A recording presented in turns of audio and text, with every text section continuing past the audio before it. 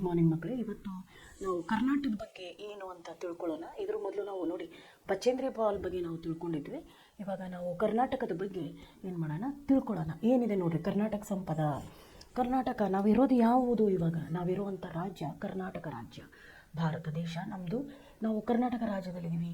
ಕರ್ನಾಟಕವು ದೇಶಕ್ಕೆ ಜಗತ್ತಿಗೆ ಸಿಕ್ಕಾಪಟ್ಟೆ ಒಂದು ಕೊಡುಗೆಗಳನ್ನು ಕೊಟ್ಟಿದೆ. ಇಲ್ಲಿಂದ ಒಂದು ಕಾಲಕ್ಕೆ ಪೂರ್ತಿ ಕ್ರಿಕೆಟ್ ಟೀಮೇ ಕರ್ನಾಟಕದ್ದಿತ್ತು ಅಂತ ಹೇಳ್ತಾರೆ. ನಾವು ನೋಡಿದ್ದೀವಿನೂ ಕೂಡ. ಅನಿಲ್ ಕುಂಬ್ಳೆ, ಶ್ರೀನಾಥ್ ಇವರೆಲ್ಲ ಅದರಲ್ಲಿದ್ದರು. ಪೂರ್ತಿ ಕರ್ನಾಟಕದವರೇ ಕ್ರಿಕೆಟ್ ಟೀಮಲ್ಲೂ ಇದ್ದರು. ಆಮೇಲೆ ಕರ್ನಾಟಕದವರು ತೋಟದಲ್ಲಿ ಮಾತ್ರವಲ್ಲ, ಸಾಹಿತ್ಯ, ಲೇಖನ, ಆಮೇಲೆ ಹಾಡು, ಸಂಗೀತ ಎಲ್ಲದರಲ್ಲೂ ಕರ್ನಾಟಕದ್ದು ಏನು ಮಾಡಿದ್ದಾರೆ, ಹೆಸರನ್ನು ಎಲ್ಲ ಕಡೆಯೂ ಅದನ್ನು ತಮ್ಮ ಹೆಸರನ್ನು ಪ್ರಸಿದ್ಧಿಪಡಿಸ್ಕೊಂಡಿದ್ದಾರೆ. ಅದಕ್ಕೆ ಕರ್ನಾಟಕವು ಎಲ್ಲೋ ಒಂದು ಕಡೆ ಜಗತ್ತಿಗೆ ತುಂಬ ಕೊಡುಗೆಗಳನ್ನು ಕೊಟ್ಟಿದೆ ಅಂತಲೂ ನಾವು ಹೇಳ್ಬೋದು. ಇದು ಕರ್ನಾಟಕ ಸಂಪದ ಬಗ್ಗೆ ಏನು ಕೊಟ್ಟಿದ್ದಾರೆ ನೋಡೋಣ. कर्नाटक राज्य भारत देश का प्रगतिशील राज्य है। यहाँ की आबादी लगभग 6 करोड़ से ऊपर है। 6 ಕೋಟಿ ಜನ ಇಲ್ಲಿದ್ದಾರೆ. ಎಷ್ಟು ಜನ ಇದ್ದಾರೆ? 6 ಕೋಟಿಗಿಂತಲೂ ಹೆಚ್ಚಿಗೆ ಕರ್ನಾಟಕದ್ದು ಏನಿದೆ ಜನಸಂಖ್ಯೆ ಇದೆ ಅಂತ ಹೇಳ್ತಿದ್ದಾರೆ. प्रकृति माता ने कर्नाटक राज्य को अपने हाथों से संवार कर सुंदर और समृद्ध बनाया है। ಇಲ್ಲಿ ನಿಸರ್ಗದ ಕೊಡುಗೆ ಜಾಸ್ತಿ ಇದೆ. ನೀವು ಕುಶಾಲನಗರ, ಚಿಕ್ಕಮಗಳೂರು ಇತ್ತ ಕಡೆ ಎಲ್ಲ ಹೋದರೆ ಎಂಥ ಒಳ್ಳೊಳ್ಳೆ ನಿಸರ್ಗನ ನಾವು ನೋಡೋಕ್ಕೆ ಸಿಗುತ್ತೆ. ಅದ್ರ ಜೊತೆನೇ ಮಲೆನಾಡು ಪ್ರದೇಶಗಳನ್ನು ನೋಡಿ. ಅಲ್ಲಿ ಈ ಮಳೆಗಾಲದಲ್ಲಿ ಮಾತ್ರ ತುಂಬ ನೋಡೋಕ್ಕೆ ತುಂಬ ತುಂಬ ಹಚ್ಚ ಹಸಿರಾಗಿರುವುದನ್ನು ನಾವು ಕರ್ನಾಟಕದಲ್ಲಿ ನಮಗೆ ನೋಡೋಕ್ಕೆ ಸಿಗುತ್ತದೆ. कर्नाटक की प्राकृतिक सुषमा नयन मनोहर है। पश्चिम में विशाल अरबी समुद्र लहराता है। ಕರ್ನಾಟಕದ ಪಶ್ಚಿಮ ದಿಕ್ಕಿಗೆ ಏನಿದೆ, ಅರಬ್ಬಿ ಸಮುದ್ರ ಇದೆ ಅಂತ ಹೇಳಿದ್ದೀವಿ ನಾವು. ಕರ್ನಾಟಕದ ಪಶ್ಚಿಮ ದಿಕ್ಕಿನಲ್ಲಿ ದೊಡ್ಡದಾದ ಅರಬ್ಬಿ ಸಮುದ್ರ ಇದೆ.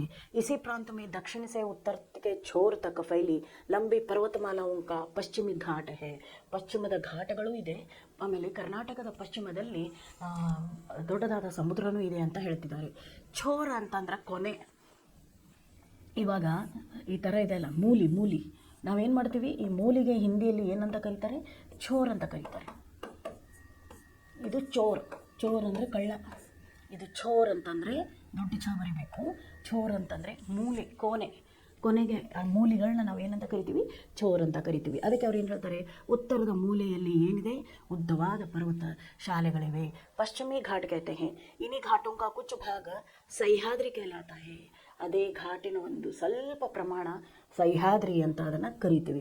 ದಕ್ಷಿಣ ಮೇ ನೀಲಗಿರಿ ಕಿ ಪರ್ವತಾವಲಿಯ ಶೋಭಮಾನ ಹೇ.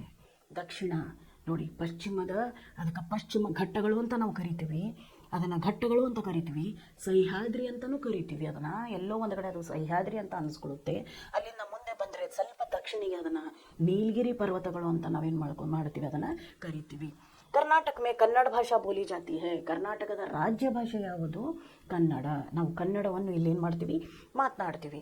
ಅವ್ರು ಇಸ್ಕಿ ರಾಜಧಾನಿ ಬೆಂಗಳೂರು ಹೇ. ಇದರ ರಾಜಧಾನಿ ಯಾವುದಿದೆ? ಕರ್ನಾಟಕದ ರಾಜಧಾನಿ ಯಾವುದು? ಬೆಂಗಳೂರು.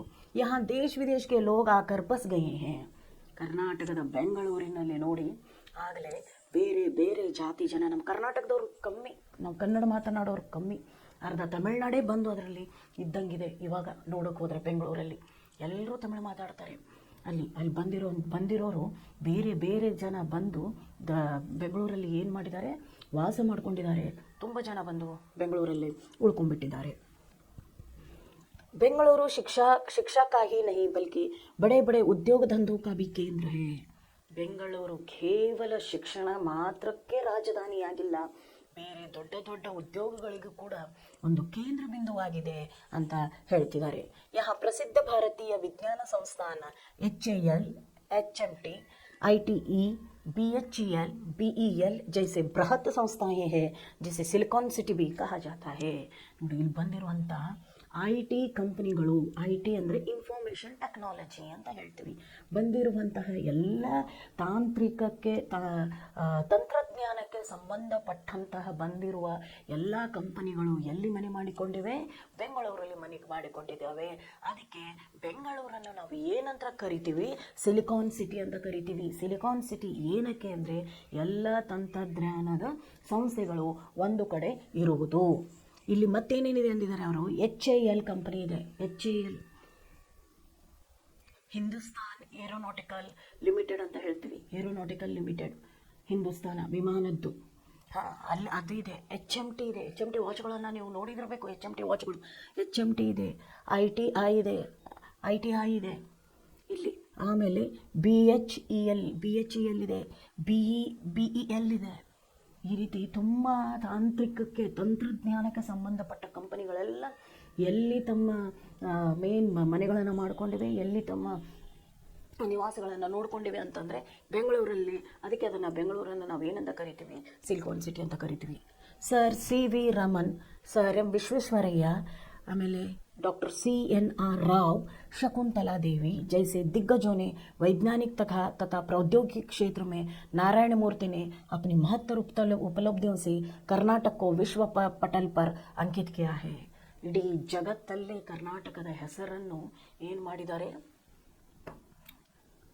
ಕರ್ನಾಟಕದ ಹೆಸರನ್ನು ಅವ್ರು ಏನು ಮಾಡಿದ್ದಾರೆ, ಪ್ರಸಿದ್ಧಿಪಡಿಸಿದ್ದಾರೆ. ಯಾರ್ಯಾರು ನೋಡಿ, ಡಾಕ್ಟರ್ CV ರಾಮನ್, ವಿಶ್ವೇಶ್ವರಯ್ಯ ಇಂಜಿನಿಯರರು. ಪೂರ್ತಿ ಕರ್ನಾಟಕದಲ್ಲಿ ಇವಾಗ ನಾವು ನೋಡ್ತಿರೋದು ಮೈಸೂರಿನ ಕೃಷ್ಣರಾಜ ಸಾಗರನ ನೋಡ್ತೀವಿ. ಅದಕ್ಕೆ ಬ್ರಿಡ್ಜ್ ಕಟ್ಟಿದವರು ಯಾರು, ವಿಶ್ವೇಶ್ವರಯ್ಯನೇ. ಇವತ್ತು ಜಗತ್ತಿನಲ್ಲೇ ಅದು ಎಷ್ಟೊಂದು ಫೇಮಸ್ ಆಗಿಬಿಟ್ಟಿದೆ ಕೃಷ್ಣರಾಜ ಸಾಗರ.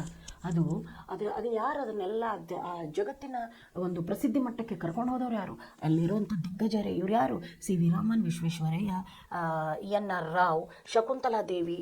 ಮತ್ತು ಇವಾಗ ನಡೀತಿರೋದು ಹೆಚ್ಚಿಗೆ ಹೆಸರು ಯಾರ್ದು ಕೇಳ್ತಾ ಇದ್ದೀವಿ ಅಂದರೆ ನಾವು ನಾರಾಯಣ ಮೂರ್ತಿಯವ್ರದ್ದು ಇನ್ಫೋಸಿಸ್ ಕಂಪನಿ. ಇವಾಗ ಹುಬ್ಬಳ್ಳಿಯಲ್ಲೂ ಕೂಡ ಒಂದು ಇನ್ಫೋಸಿಸ್ ಕಂಪನಿಯನ್ನು ಶುರು ಮಾಡ್ಕೊಂಡಿದ್ದಾರೆ ಅವರು. ಅದು ಬಿಟ್ಟರೆ ಇದರಲ್ಲಿ ಜಗತ್ತಿನಲ್ಲೇ ಹೆಚ್ಚಿಗೆ ದೊಡ್ಡದಿರುವ ಕಂಪನಿ ಇನ್ಫೋಸಿಸ್ ಕಂಪನಿ ನಾರಾಯಣ ಮೂರ್ತಿಯವ್ರದ್ದು. ಹೀಗೆ ಜಗತ್ತಿನಲ್ಲಿ ಎಷ್ಟೋ ದಿಗ್ಗಜಗಳು ಅಂದರೆ ನಮ್ಮ ಕರ್ನಾಟಕದ ಜನ ಏನು ಮಾಡಿದ್ದಾರೆ, ತಮ್ಮ ಹೆಸರುಗಳನ್ನು ಪ್ರಸಿದ್ಧಿ ಮಾಡಿದ್ದಾರೆ. ಜೊತೆಗೆ ನಮ್ಮ ಕರ್ನಾಟಕಕ್ಕೂ ಒಂದು ಗರಿಯನ್ನು ಕೊಟ್ಟಿದ್ದಾರೆ ಅವರು. ಎಲ್ಲೇ ಹೋದರೂ ನಾವು ಕರ್ನಾಟಕದವರು ಅಂತ ನಾವು ಹೆಮ್ಮೆಯಿಂದ ಏನು ಮಾಡ್ಬೋದು, ಹೇಳ್ಕೊಬೋದು.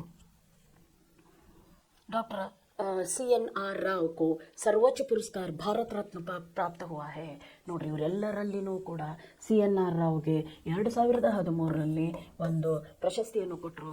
ಅದೇನು ಅಂದರೆ ಭಾರತ ರತ್ನ ಪ್ರಶಸ್ತಿ. ನೋಡ್ರಿ, ಕರ್ನಾಟಕ ಎಷ್ಟು ನಾವು ಅನ್ಕೊಂತೀವಿ, ಏನಿದೆ ಬಿಡಪ್ಪ ಕರ್ನಾಟಕದಲ್ಲಿ, ಏನಿದೆ ಬಿಡಪ್ಪ, ಹೋಗಲಿ, ನಾವು ಡೆಲ್ಲಿಯಲ್ಲಿರೋಣ, ನಾವು ಮುಂಬೈಯಲ್ಲಿರೋಣ, ಕಲ್ಕತ್ತಾದಲ್ಲಿರೋಣ ಅಂತ ನಾವು ಅನ್ಕೊತೀವಿ. ಆದರೆ ಆ ರೀತಿ ಏನೂ ಇಲ್ಲ. ನೋಡಿ, ನಮ್ಮ ಕರ್ನಾಟಕ ಎಲ್ಲ ಕಡೆಯಿಂದನೂ ತುಂಬ ಚೆನ್ನಾಗಿದೆ.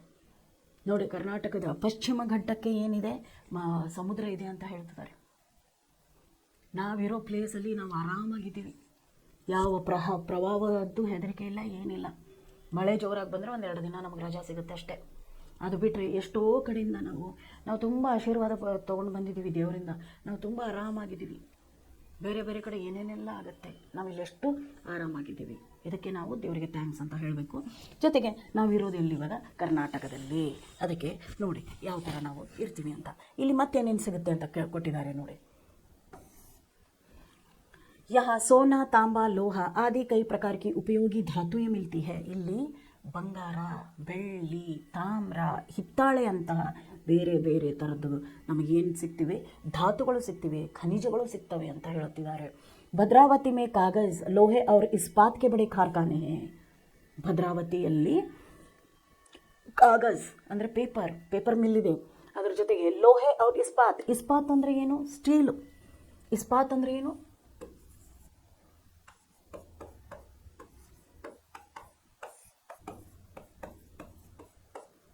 ಇಸ್ಪಾತ್ ಅಂದರೆ ಏನು, ಸ್ಟೀಲ್. ನಾವು ಸ್ಟೀಲಿನ ಸಾಮಾನಲ್ಲಿ, ಇವಾಗ ಸ್ಟೀಲಿನ ಪ್ಲೇಟಲ್ಲೇ ಊಟ ಮಾಡ್ಕೊತೀವಿ ನಾವು. ಅದರ ಕಂಪನಿಯಲ್ಲಿದೆ, ಅದರ ಫ್ಯಾಕ್ಟ್ರಿಯಲ್ಲಿದೆ, ಅದು ಬಂದ್ಬಿಟ್ಟು ಭದ್ರಾವತಿಯಲ್ಲಿದೆ. इसके अलावा कर्नाटक में चीनी, सीमेंट, रेशम और कागज़ उत्पादन के अनेक कारखाने हैं. ಕರ್ನಾಟಕದಲ್ಲಿ ಇದನ್ನು ಬಿಟ್ಟರೆ, ಈ ಏನಂತ ಹೇಳ್ತೀರ ನೀವು, ಖನಿಜಗಳನ್ನ ಬಿಟ್ಟರೆ ಶುಗರ್ ಫ್ಯಾಕ್ಟ್ರಿ ಇದೆ, ಸಿಮೆಂಟ್ ಫ್ಯಾಕ್ಟ್ರಿ ಇದೆ, ರೇಷ್ಮೆದಿದೆ. ರೇಷ್ಮೆ ದಾರ, ರೇಷ್ಮೆ ನೇಗಿನ ಇಲ್ಲಿ ರೆಡಿ ಮಾಡ್ತಾರೆ. ಅದ್ರ ಜೊತೆಗೆ ಪೇಪರ್ ಮಿಲ್ ಕೂಡ ಇಲ್ಲಿದೆ. ಪೇಪರ್ ಮಿಲ್ ಕೂಡ ಇಲ್ಲಿ ಇದೆ ಅಂತ ಹೇಳ್ತಿದ್ದಾರೆ. ನೆಕ್ಸ್ಟ್ ಏನಿದೆ ನೋಡೋಣ. कर्नाटक में चंदन के पेड़ विपुल मात्रा में है, इसलिए कर्नाटक को चंदन का आगार कहता है. ಕರ್ನಾಟಕದಲ್ಲಿ ಗಂಧದ ಮರಗಳು ಜಾಸ್ತಿ ಇರೋದ್ರಿಂದ ಇದನ್ನು ಗಂಧದ ಆಗಾರ ಅಂತ ಹೇಳ್ತಿದ್ದಾರೆ. ಚಂದನ ಇಲ್ಲಿ ಸಿಕ್ಕಾಪಟ್ಟೆ ನಾವೇನು ಮಾಡಿದ್ದೀವಿ, ಗಂಧದ ಮರಗಳು ಇರೋದ್ರಿಂದ ಇಲ್ಲಿ ಗಂಧದ ಫ್ಯಾಕ್ಟ್ರಿ ಕೂಡ ಇದೆ, ಅದು ಮೈಸೂರಲ್ಲಿದೆ. ಅಲ್ಲಿ ಗಂಧದ್ದು ಮೈಸೂರಿನಲ್ಲಿ ಚಂದನದ್ದು ಅಥವಾ ಗಂಧದ್ದು ಸೋಪುಗಳನ್ನು ರೆಡಿ ಮಾಡ್ತಾರೆ. ನಮಗೆ ಬೇಕಾಗಿರುವಂತಹ ಸೋಪುಗಳು ಅಲ್ಲಿ ರೆಡಿ ಆಗ್ತಾ ಇರುತ್ತವೆ. ಅದಕ್ಕೆ ಕರ್ನಾಟಕನ ನಾವು ಅದನ್ನು ಚಂದನದ ಆಗಾರ ಅಂತ ನಾವು ಹೇಳ್ತೀವಿ. ಯಹ ಚಂದನ ಕಾ ತೇಲ್ ಸಾಬೂನ್ ತಥಾ ಕಲಾಕೃತಿಯೊಂ ಬನಾಯಿ ಜಾತಿ ಹೈ. ಇಲ್ಲಿ ಗಂಧದ ಎಣ್ಣೆನ ತೆಗಿತಾರೆ, ಅದರ ಜೊತೆಗೆ ಅದರದ್ದು ಸೋಪನ್ನು ಮಾಡ್ತಾರೆ, ಸಾಬೂನ್ ಅಂತ ಕೊಟ್ಟಿದ್ದಾರೆ, ಅದರ ಜೊತೆ ಕಲಾಕೃತಿನೂ ಮಾಡ್ತಾರೆ. ಅಂದರೆ ಗಂಧದ ಮರದಲ್ಲಿ ಕೆತ್ತಿರುವಂಥ ದೇವರ ಮೂರ್ತಿಗಳು ನಮಗೆ ಎಲ್ಲಿ ಸಿಗುತ್ತವೆ? ಕರ್ನಾಟಕದಲ್ಲಿ ಸಿಗುತ್ತದೆ. ಕರ್ನಾಟಕದ ಮೈಸೂರಲ್ಲಿ ಸಿಗುತ್ತವೆ. ಕರ್ನಾಟಕ ಮೇ ಕಾವೇರಿ, ಕೃಷ್ಣ, ತುಂಗಾ, ಭದ್ರಾ ಆದಿ ಅನೇಕ ನದಿಯಾಂ ಬಹತಿ ಹೈ. ನೋಡಿ, ಕರ್ನಾಟಕದಲ್ಲಿ ಮತ್ತೇನಿದೆ? ನಾವು ನೋಡಿರೋ ಪ್ರಕಾರ ಕರ್ನಾಟಕದ ಪಶ್ಚಿಮ ಘಟ್ಟದಲ್ಲಿ ಏನು ಸಿಗುತ್ತೆ ನಮಗೆ? ಕರ್ನಾಟಕದ ಪಶ್ಚಿಮದಲ್ಲಿ ನಮಗೆ ಅರಬ್ಬಿ ಸಮುದ್ರ ಇದೆ, ಅದರಾದ ನಂತರ ಘಟ್ಟಗಳಿವೆ, ಅದಾದ ಮೇಲೆ ಇಲ್ಲಿ ತಾಂತ್ರಿಕತೆ, ಟೆಕ್ನಾಲಜಿ, ಇನ್ಫಾರ್ಮೇಷನ್ ಟೆಕ್ನಾಲಜಿ, ತಾಂತ್ರಿಕತೆಯಿಂದ ಬಂದಿರುವಂಥ ಕೆಲವೊಂದು ಕಂಪನಿಗಳು, IT ಕಂಪನಿಗಳು ನಮಗೆ ಬೆಂಗಳೂರಲ್ಲಿ ಸಿಗ್ತಾ ಇವೆ.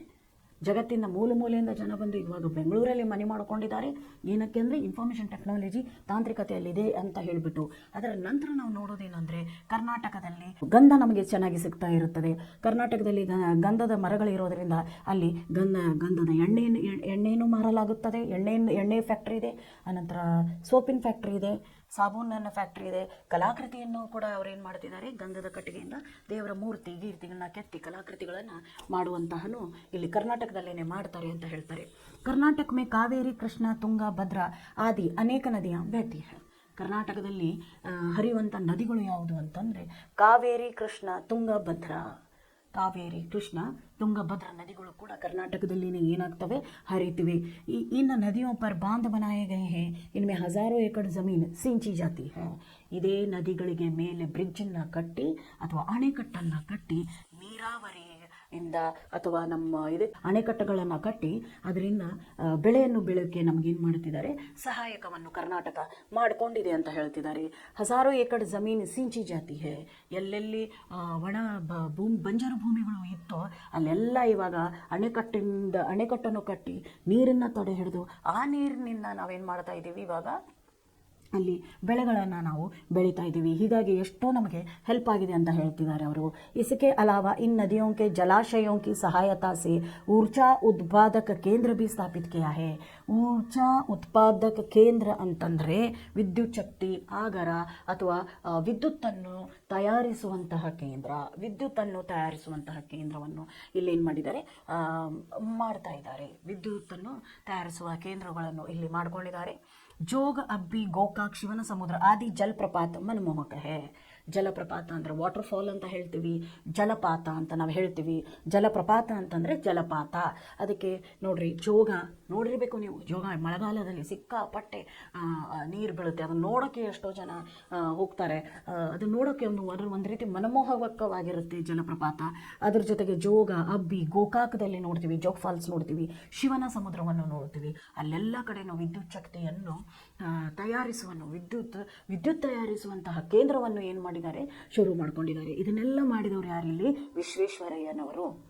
ಅವರು ಒಂದು ವಿಚಾರಧಾರೆ ಅಥವಾ ಅವರು ವಿಚಾರ ಮಾಡಿರುವಂಥದ್ರಿಂದನೂ ಕೂಡ ನಾವೇನು ಮಾಡ್ತಾ ಇದ್ದೀವಿ ಅಂತಂದರೆ ಅವರು ಮಾಡಿರುವಂತಹ ಒಂದು ಐಡಿಯಾ ಇವತ್ತಿನವರೆಗೂ ಏನಾಗ್ತಾ ಇದೆ, ನಡ್ಕೊಂಡು ಬರ್ತಾ ಇದೆ. ಕರ್ನಾಟಕ राज्य की शिल्पकला अनोखी है.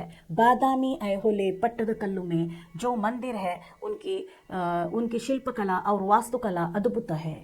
ನೋಡ್ರಿ, ಇವಾಗ ನಾವು ಜಲಪಾತಗಳು ಸಿಕ್ಕಾಪಟ್ಟೆ, ಘಟ್ಟಗಳು ಸಿಕ್ಕಾಪಟ್ಟೆ ಇದೆ ಅಲ್ಲಿ. ಅದರ ಜೊತೆಗೆ ಈಗ ಅವ್ರು ಏನು ಹೇಳ್ತಿದ್ದಾರೆ ಅಂದರೆ ಶಿಲ್ಪಕಲೆಗೆ ತುಂಬ ಹೆಸರುವಾಸಿಯಾಗಿದೆ. ಇಲ್ಲಿ ನೋಡ್ರಿ, ಇಲ್ಲೆಲ್ಲ ಕಾಣುತ್ತೆ ಅವ್ರ ಶಿಲ್ಪಕಲೆಗಳು. ನೀವು ಮೈಸೂರು ಅರಮನೆಗೆ ಒಂದು ಸಾರಿ ಹೋಗಿ ಬನ್ನಿ, ಅಲ್ಲಿ ಕೆತ್ತಿರುವಂಥ ಶಿಲ್ಪಗಳನ್ನು ನೋಡಿ. ಐಹೊಳೆ, ಪಟ್ಟದ ಕಲ್ಲಿಗೆ ಹೋಗಿ ಬನ್ನಿ, ಬಾದಾಮಿಗೆ ಹೋಗಿ ಬನ್ನಿ, ಅಲ್ಲಿ ಕಲ್ಲಿನಲ್ಲಿ ಕೆತ್ತಿರುವುದನ್ನು ನೋಡಿ. ಅದನ್ನು ಯಾರಿಂದಲೂ ಅಳಿಸಲು ಸಾಧ್ಯವಾಗದಂತಹ ಶಿಲ್ಪಕಲೆ. ನಿಜವಾಗಿ ಅದನ್ನು ಕೆತ್ತಿದವರು ಬಹಳ ಪುಣ್ಯವಂತರು. ಇಷ್ಟು ವರ್ಷ ಆದರೂ ಅದು ಎಡೆಬಿಡದೆ ಅದು ಹಾಗೆ ಎಲ್ಲ ರೀತಿಯಂತಹ ಕಾಲಮಾನದಲ್ಲೂ ಕೂಡ ಅದು ನಿಂತ್ಕೊಂಡಿದೆ. ಬಿಸಿಲು, ಎಷ್ಟೋ ಬಿಸಿಲನ್ನು ಸಹಿಸ್ಕೊಂಡಿದೆ, ಎಷ್ಟೋ ಮಳೆಯನ್ನು ಸಹಿಸ್ಕೊಂಡಿದೆ, ಎಷ್ಟೋ ಗಾಳಿಯನ್ನು ಸಹಿಸ್ಕೊಂಡಿದೆ. ಅಷ್ಟೆಲ್ಲ ಸಹಿಸ್ಕೊಂಡನು ಆ ಕಲ್ಲು ಕೆತ್ತನೆ ಜೊತೆಗೆ ಹಾಗೆ ನಿಂತ್ಕೊಂಡಿದೆ ಅಂದರೆ ಗ್ರೇಟ್ ಅಂತ ಹೇಳ್ತೀನಿ ನಾನು. ಈ ಶಿಲ್ಪಕಲೆನ ಎಲ್ಲಿ ನೋಡೋಕ್ಕೆ ಸಿಗುತ್ತೆ? ಒಂದು ತಮಿಳುನಾಡಲ್ಲೂ ನೋಡೋಕ್ಕೆ ಸಿಗುತ್ತೆ, ಎರಡನೇದು ನಮ್ಮ ಕರ್ನಾಟಕದಲ್ಲೂ ಕೂಡ ಅದನ್ನು ನಾವೇನು ಮಾಡ್ಬೋದು, ನೋಡ್ಬೋದು ಅಂತ ಅವರು ಹೇಳ್ತಿದ್ದಾರೆ. बेलूरू हड़ेबीडू सोमनाथपुर के मंदिरों में पत्थर की जो मूर्तियां हैं वे सजीव लगती है. ನೋಡ್ರಿ, ಬೇಳೂರು, ಹಳೇಬೀಡು ಮತ್ತು ಸೋಮನಾಥಪುರದಲ್ಲಿ ನಾವು ನೋಡಿರುವಂತಹ ಮಂದಿರಗಳಿವೆ. ಆ ಮಂದಿರಗಳಲ್ಲಿ ಕೆತ್ತಿರುವಂತಹ ಒಂದು ಕೆತ್ತನೆ ಅಂತ ನಾವೇನು ಹೇಳ್ತೀವಿ, ಆ ಮಂದಿರಗಳಲ್ಲಿ ಮಾಡಿರುವಂತಹ ಒಂದು ಕೆತ್ತನೆ, ಅದನ್ನು ನೋಡಿದ ತಕ್ಷಣವೇ ನಮಗೇನು ಅನಿಸುತ್ತೆ, ಓ ನಿಜವಾಗ್ಲೂ ಇದೆಯಪ್ಪ. ಅದು ಕೆತ್ತಿರುವಂಥ ಮೂರ್ತಿಗಳನ್ನು ನೋಡಿದರೆ ನಿಜವಾಗಲೂ ಅದರೊಳಗೆ ಅದಕ್ಕೆ ಏನು ಹಾಕಿದ್ದಾರೆ, ಅವರು ಜೀವವನ್ನು ಹಾಕಿದಾರೇನೋ ಅಂತ ಅನಿಸುತ್ತೆ. ಆ ರೀತಿ ಅವು ಅಲ್ಲಿನೇ ನಿಂತುಕೊಂಡಿವೆ. सजीव लगती है. ये सुंदर मूर्तियाँ हमें रामायण महाभारत पुराणों की कहानियाँ सुनाती है. ಈ ಸುಂದರವಾದಂತಹ ಮೂರ್ತಿಗಳು ನಮಗೆ, ಆ ಮೂರ್ತಿಗಳು ಅಲ್ಲಿ ಕೆತ್ತಿರುವಂಥ ಮೂರ್ತಿಗಳಲ್ಲಿ ನಾವು ರಾಮಾಯಣ ಮಹಾಭಾರತದ ಕಥೆಗಳನ್ನು ನೋಡಬಹುದು, ರಾಮನ ಬಗ್ಗೆ ನಾವು ಕಥೆಗಳನ್ನು ನೋಡಬಹುದು, ಸೀತೆಯನ್ನು ಅದು ಕದ್ಕೊಂಡು ಹೋಗಿರೋದನ್ನು ನೋಡಬಹುದು, ಮಹಾಭಾರತದ ಇದನ್ನು ಕಥೆಯನ್ನು ನೋಡಬಹುದು, ದ್ರೌಪದಿಯರ ಮಾನಸಂಹಾರ ಮಾಡಿದ್ರಲ್ಲ ಅದನ್ನು ಅಲ್ಲಿ ನಾವೇನು ಮಾಡ್ಕೋಬೋದು, ನಾವು ಅಲ್ಲಿ ನೋಡೋಕ್ಕೆ ಸಿಗುತ್ತೆ ಅಂತ ಹೇಳ್ತಿದ್ದಾರೆ. ಶ್ರವಣ ಬೆಳಗೊಳಮೆ 57 ಫೂಟಿಂದು ಗೋಮಟೇಶ್ವರ್ ಕಿ ಏಕ್ ಶಿಲಾ ಪ್ರತಿಮಾ ಹೇ. ಶ್ರವಣ ಬೆಳಗೊಳ ಒಳಗೆ ನೋಡ್ರಿ 57 ಫೂಟಿಂದು ದೊಡ್ಡದು ಒಂದು ಏನಿದೆ, ಗೋಮಟೇಶ್ವರನ ಒಂದು ಮೂರ್ತಿಯನ್ನು ನೋಡೋಕ್ಕೆ ಸಿಗುತ್ತೆ ನಮಗೆ. ನಾವು ಮಂಗಳೂರಿಗೆ ಹೋಗ್ಬೇಕಾದ್ರೆ, ಮಂಗಳೂರು ಕಡೆ ಬರುತ್ತದು ಶ್ರವಣ ಬೆಳಗೊಳ. ಅಲ್ಲಿ ಹೋದಾಗ ಅಲ್ಲಿ ಏನನ್ನ ನೋಡೋಕ್ಕೆ ಸಿಗುತ್ತೆ ನಮಗೆ, ಶ್ರವಣ ಬೆಳಗೊಳದಲ್ಲಿ ಒಂದು 57 ಫೂಟಿನ ಒಂದು ಗೋಮಟೇಶ್ವರನ ಮೂರ್ತಿ, ಏಕಶಿಲಾ ಮೂರ್ತಿ ನಮಗೆ ನೋಡೋಕ್ಕೆ ಸಿಗುತ್ತೆ. ಏಕಶಿಲಾ ಅಂತ ಯಾಕಂತ ಹೇಳ್ತಾರೆ ಅಂದರೆ, ಒಂದೇ ಕಲ್ಲಿನಲ್ಲಿ ಕೆತ್ತಿರೋದು. ಏಕಶಿಲಾ ಅಂತಂದರೆ ಒಂದೇ ಕಲ್ಲಿನಲ್ಲಿ ಕೆತ್ತಿ ಆ ಗೋಮಟೇಶ್ವರ ಮೂರ್ತಿಯನ್ನು ನಿಲ್ಲಿಸ್ಬಿಟ್ಟಿದ್ದಾರೆ ಅವರು. ನೋಡೋಕ್ಕೆ ಏನೋ ಒಂದು ರೀತಿ ಎಷ್ಟು ದೊಡ್ಡ ಇದು 57 ಫೂಟ್ ಉದ್ದಿಂದು ಏನಿದೆ ಅಲ್ಲಿ ಉದ್ದವಾಗಿರುವಂತಹ ಶ್ರವಣ ಬೆಳಗೊಳದಲ್ಲಿ ಗೋಮಟೇಶ್ವರನ ಮೂರ್ತಿ ಇದೆ ಅಂತ ಹೇಳ್ತಿದ್ದಾರೆ. ಜೋ ದುನಿಯಾ ಕೋ ತ್ಯಾಗ ಅವ್ರ ಶಾಂತಿ ಕಾ ಸಂದೇಶ ದೇ ರಹಿ ಹೈ. ಆ ಗೋಮಟೇಶ್ವರ ಮೂರ್ತಿ ಜಗತ್ತಿಗೆ ಏನು ಕೊಡ್ತಾ ಇದೆ? ಆ ಗೋಮಟೇಶ್ವರನ ಮೂರ್ತಿ ಜಗತ್ತಿಗೆ ಒಂದು ತ್ಯಾಗ ಮತ್ತು ಶಾಂತಿಯ ಒಂದು ಸಂದೇಶವನ್ನು ಏನು ಮಾಡ್ತಾ ಇದೆ, ಕೊಡ್ತಿದೆ. ವಿಜಯಪುರ ಕೋ ಗೋಲ್ ಗುಂಬಜ್ ಕಿ ವಿಸ್ಪರಿಂಗ್ ಗ್ಯಾಲರಿ ವಸ್ತುಕಾಲ ಕಾ ಅದಿತ್ವ ದೃಷ್ಟಾಂತ ಹೇ. ನೋಡ್ರಿ, ವಿಜಯಪುರಕ್ಕೆ ನಾವು ಹೋದಾಗ ಬಿಜಾಪುರದ ಗೋಲ ಗುಂಬಜ ಇಲ್ಲಿದೆ ನೋಡಿ. ಬಿಜಾಪುರದ ಗೋಲ ಗುಂಬಜಿಗೆ ನಾವು ಹೋದಾಗ ವಿಸ್ಪರಿಂಗ್ ಟವರ್ ಅಂತ ಅದನ್ನು ಹೇಳ್ತಾರೆ, ಅಥವಾ ವಿಸ್ಪರಿಂಗ್ ಗ್ಯಾಲರಿ ಅಂತಾರೆ. ವಿಸ್ಪರಿಂಗ್ ಅಂದರೆ ಪ್ರತಿಧ್ವನಿಸೋದು. ಅಲ್ಲಿ ಹೋಗಿ ಜೋರಾಗಿ ನೀವು ಏನು ಕೂಗ್ತಿರೋ ಅದು 7 ಸಾರಿ ನಿಮಗೇನಾಗುತ್ತೆ, ಕೇಳುತ್ತೆ.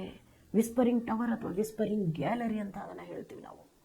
ಆ ಗೋಲ ಗುಂಬಜ, ಆ ಗುಂಬಜನೇ ಇಷ್ಟು ದೊಡ್ಡದಿದೆ ಅಂತಂದರೆ ಅದ್ರ ಒಳಗಡೆ ಹೋದಾಗ ನೀವು ಅಲ್ಲಿ ಒಳಗಡೆ ಹೋದಾಗ ಅದು ಒಂದು ಸಮಾಧಿ, ಅಲ್ಲಿರೋದು ಸಮಾಧಿ. ಆ ಸಮಾಧಿಯಲ್ಲಿ ಮೇಲೆ ಗ್ಯಾಲ್ರಿ ಮಾಡಿದ್ದಾರೆ. ಆ ಗ್ಯಾಲ್ರಿ ಮೇಲ್ಗಡೆ ನೀವು ಹೋಗಿ ಜೋರಾಗಿ ಕೂಗಿದ್ರೆ, ಯಾರ್ದಾದ್ರೂ ಹೆಸರು ಹೇಳಿದರೆ ಅಥವಾ ನಿಮಗೇನು ಇಷ್ಟ ಬಂದದೋ ಅದನ್ನು ನೀವು ಅಲ್ಲಿ ಜೋರಾಗಿ ಒಂದು ಸಾರಿ ಹೇಳಿದರೆ ಅದು ಎಷ್ಟು ಸಾರಿ ಪ್ರತಿಧ್ವನಿಸುತ್ತದೆ? 7 ಸಾರಿ ಪ್ರತಿಧ್ವನಿಸುತ್ತದೆ. ಅದು ಅಲ್ಲಿದೆ, ಬಿಜಾಪುರದಲ್ಲಿದೆ ಗೋಲ್ ಗುಂಬಜ್ ಕಿ ವಿಸ್ಪರಿಂಗ್ ಗ್ಯಾಲರಿ वास्तुकाल का अद्वितीय दृष्टांत है. मैसूर का राजमहल कर्नाटक के वैभव का प्रतीक है. ಕರ್ನಾಟಕದ ವೈಭವದ ಪ್ರತೀಕ ಏನಿದೆ ಇಲ್ಲಿ? ಮೈಸೂರಿದೆ. ಮೈಸೂರಿನ ರಾಜಮಹಲ ಅಂತ ನಾವು ಹೇಳ್ಬೋದು, ಅಥವಾ ಮೈಸೂರಿನ ಅರಮನೆ ಅಂತ ಹೇಳ್ಬೋದು. ಒಂದು ಸಾರಿ ಮೈಸೂರು ಅರಮನೆಗೆ ಹೋಗಿ ಬನ್ನಿ. ಅಲ್ಲಿ ಒಳಗಡೆ ಇರುವಂಥ ಕಲಾಕೃತಿಗಳನ್ನ ನೋಡಿಬಿಟ್ರೆ ನೀವು ಶಾಕ್ ಆಗಿಬಿಡ್ತೀರಿ. ಯಾಕಂದರೆ ಈಗಿನ ಕಾಲದಲ್ಲಿ ಆ ರೀತಿ ಕಲಾಕೃತಿಗಳು ಮಾಡೋದು ತುಂಬ ಕಠಿಣ. ಮೈಸೂರು ಕಾ ರಾಜಮಹಲ್ ಕರ್ನಾಟಕಕ್ಕೆ ವೈಭವ ಪ್ರತೀಕ್ ಪ್ರಾಚೀನ ಸೇಂಟ್ ಫಿಲೋಮಿನಾ ಚರ್ಚ್ ಇದೆ. ತುಂಬ ಹಳೆಯದಾದಂಥ ಸೇಂಟ್ ಫಿಲೋಮಿನಾ ಚರ್ಚ್ ಕೂಡ ಎಲ್ಲಿದೆ? ಮೈಸೂರಲ್ಲಿದೆ. ಅದಕ್ಕೂ ತುಂಬ ಹಳೆಯದಾದಂತಹ ಒಂದು ಇತಿಹಾಸವಿದೆ. ಅದಕ್ಕೆ ರಾಜಮಹಲ್ ಜಗಮೋಹನನ ಅರಮನೆ ಇದೆ. ಅದನ್ನು ಆರ್ಟ್ ಗ್ಯಾಲರಿ ಅಂತಲೂ ಕರೀತಾರೆ. ಯಾಕಂದರೆ ಅಲ್ಲಿ ನಾವು ಎಲ್ಲ ರೀತಿಯಂತಹ ಆರ್ಟ್ಗಳು ಅಂದರೆ ಕಲೆಗಳನ್ನು ನಾವೇನು ಮಾಡ್ಬೋದು, ಅಲ್ಲಿ ನೋಡಬಹುದು. ಪುರಾತತ್ವ ವಸ್ತು ಸಂಗ್ರಹಾಲಯ ಅತ್ಯಂತ ಆಕರ್ಷಣೀಯ ನೋಡಿ. ಎಲ್ಲೆಲ್ಲಿ ಹೋಗ್ತೀರಾ, ಕರ್ನಾಟಕದ ಯಾವ್ಯಾವ ರಾಜ್ಯದಲ್ಲಿ ನೀವು ಹೋಗೋಕ್ಕೆ ಇಷ್ಟಪಡ್ತೀರೋ ಹೋಗಿ. ಆದರೆ ಎಲ್ಲ ಕರ್ನಾಟಕ ರಾಜ್ಯದಲ್ಲಿರುವಂತಹ ಎಲ್ಲ ಕಡೆಯಲ್ಲಿನೂ ಕರ್ನಾಟಕ ರಾಜ್ಯದಲ್ಲಿರುವಂಥ ಎಲ್ಲ ತಾಲೂಕುಗಳು, ಜಿಲ್ಲೆಗಳಿಗೆ ಹೋಗಿ ನೀವು. ಹಾಗೆ ಪ್ರತಿಯೊಂದು ಜಿಲ್ಲೆಗೆ ತನ್ನದೇ ಆದಂತಹ ಒಂದು ಇತಿಹಾಸವಿದೆ, ತನ್ನದೇ ಆದಂತಹ ಒಂದು ಪ್ರಸಿದ್ಧವಾದ ಇತಿಹಾಸ ಅಂತ ಹೇಳ್ಬೋದು, ಅಥವಾ ತನ್ನದೇ ಆದಂತಹ ಒಂದು ವೈಭವ ಶೈಲಿ ಅಂತ ನಾವು ಹೇಳ್ಬೋದು. ಆ ಜಿಲ್ಲೆಗಳಲ್ಲಿ ಎಲ್ಲೇ ಹೋಗ್ರಿ, ನೀವು ಯಾವ ಜಿಲ್ಲೆನಾದರೂ ಹೋಗ್ರಿ, ನೀವು ಯಾವುದೇ ಒಂದು ಜಿಲ್ಲೆನ ತಗೊಳ್ರಿ, ಅಲ್ಲಿ ಪ್ರತಿಯೊಂದು ನಿಮಗೊಂದು ಇತಿಹಾಸ, ಒಂದು ಏನಾದರೂ ಒಂದು ಹೊಸದು ಅಲ್ಲಿ ನಿಮಗೆ ಕಲಿಯೋಕೆ ಸಿಗುತ್ತೆ. ಅದೇ ರೀತಿ ಇವಾಗ ನಾವು ಬೇರೆ ಬೇರೆ ಜಿಲ್ಲೆಗಳಿಗೆ ಹೋಗ್ತೀವಿ, ಅಲ್ಲಿ ಅವ್ರದ್ದೇ ಆದಂಥ ಊಟದ ಶೈಲಿ ಬೇರೆ ನೋಡಿ. ಪ್ರತಿಯೊಂದು 10 ಕಿಲೋಮೀಟರ್ ಅಂತರದಲ್ಲಿ ನಮ್ಮ ಭಾಷೆ, ನಮ್ಮ ಊಟ, ನಮ್ಮ ವೇಷಭೂಷ ಚೇಂಜ್ ಆಗ್ತಾ ಇರುತ್ತೆ. ನಮ್ಮ ಭಾಷೆನೂ ಚೇಂಜ್ ಆಗುತ್ತೆ. ನಾವು ಇರೋದು ಕರ್ನಾಟಕದಲ್ಲಿ, ಆದರೆ ಇಲ್ಲಿಂದನೇ ಒಂದು 10 ಕಿಲೋಮೀಟರ್ ಬೇರೆ ಬೇರೆ ಬೇರೆ ಬೇರೆ ರಾಜ್ಯಗಳಿಗೆ ನೀವು ಹೋಗಿ, ಬೇರೆ ಬೇರೆ ಸ್ಥಳಗಳಿಗೆ ಹೋಗಿ, ಅವರು ಮಾತನಾಡುವ ಶೈಲಿನೇ ಬೇರೆ. ಎಲ್ಲ ನಾವು ಮಾತಾಡೋದು ಒಂದೇ, ಬಾ ಕೂತ್ಕೋ ಊಟ ಮಾಡು. ಆದರೆ ಅದೇ ಭಾಷೆಯಲ್ಲೇ ಸಿಕ್ಕಾಪಟ್ಟೆ ಏನಾಗಿದೆ ಇವಾಗ ಬದಲಾವಣೆಯಾಗಿದೆ. ಯಾಕಂದರೆ ಅದು ಪ್ರತಿಯೊಂದು ಪ್ರದೇಶಕ್ಕೆ ಸಂಬಂಧಪಟ್ಟಂಥದ್ದು. ಅದಕ್ಕೆ ಅವ್ರು ಹೇಳ್ತಿರೋದು ಏನೇನಿದೆ ನೋಡಿ ಕರ್ನಾಟಕದಲ್ಲಿ. ಈಗ ಇನ್ನೇನು ಕೊಟ್ಟಿದ್ದಾರೆ ಅವರು, ಶಿಲ್ಪಕಲಾ ಅಂತ ಕೊಟ್ಟಿದ್ದಾರೆ. ಶಿಲ್ಪಕಲೆ ಆದ ನಂತರ ನೋಡಿ ಏನಿದೆ, ಗಂಗಾ ಕದಂಬ ರಾಷ್ಟ್ರಕೂಟ ಚಾಲುಕ್ಯ ಹೊಯ್ಸಳ ಒಡೆಯರ್ ಆದಿ ರಾಜವಂಶಜೋನೆ ತಥಾ ಕೃಷ್ಣದೇವರಾಯ ಮದಕರಿ ನಾಯಕ ರಾಣಿ ಅಬ್ಬಕ್ಕಾದೇವಿ ಕಿತ್ತೂರು ಚೆನ್ನಮ್ಮ ಟಿಪ್ಪು ಸುಲ್ತಾನ आदिल शाह जैसे शासकों ने कर्नाटक राज्य की श्रीवृद्धि में अपना महत्वपूर्ण योगदान दिया है. ನೋಡಿ ಅವ್ರು ಏನೇನು ಹೇಳ್ತಿದ್ದಾರೆ, ಗಂಗರು, ಚೋಳರು, ಕದಂಬರು, ಆನಂತರ ಹೊಯ್ಸಳರು, ಚಾಲುಕ್ಯರು, ಒಡೆಯರು, ಮೈಸೂರು ರಾಜ್ಯವನ್ನು ಆಳಿದಂಥ ಒಡೆಯರ ಮನೆತನ, ರಾಜವಂಶಜೋನೆ ತಥಾ ಕೃಷ್ಣದೇವರಾಯ, ಮದಕರಿ ನಾಯಕ, ರಾಣಿ ಅಬ್ಬಕ್ಕಾದೇವಿ, ಕಿತ್ತೂರು ಚೆನ್ನಮ್ಮನ, ಆಮೇಲೆ ಟಿಪ್ಪು ಸುಲ್ತಾನ, ಆದಿಲ್ ಶಾಹನಂತ ಒಳ್ಳೆ ರಾಜವಂಶಜರು ಕರ್ನಾಟಕದ ವೃದ್ಧಿಗಾಗಿ ಏನು ಮಾಡಿದ್ದಾರೆ, ತಮ್ಮ ಜೀವವನ್ನೇ ತ್ಯಾಗ ಮಾಡಿದ್ದಾರೆ. ಅವರೆಲ್ಲರೂ ಇರಬೇಕಾದರೆ ಕರ್ನಾಟಕ ತನ್ನದೇ ಆದ ರೀತಿಯಲ್ಲಿ ಒಂದು ವೈಭವಶಾಲಿ ರಾಜ್ಯವಾಗಿತ್ತು. ಪ್ರತಿಯೊಬ್ಬರು ಬಂದರು, ಪ್ರತಿಯೊಬ್ಬರು ತಮ್ಮದೇ ಆದ ರೀತಿಯಲ್ಲಿ ಕರ್ನಾಟಕ ರಾಜ್ಯವನ್ನು ಆಳಿ ಹೋಗಿದ್ದಾರೆ.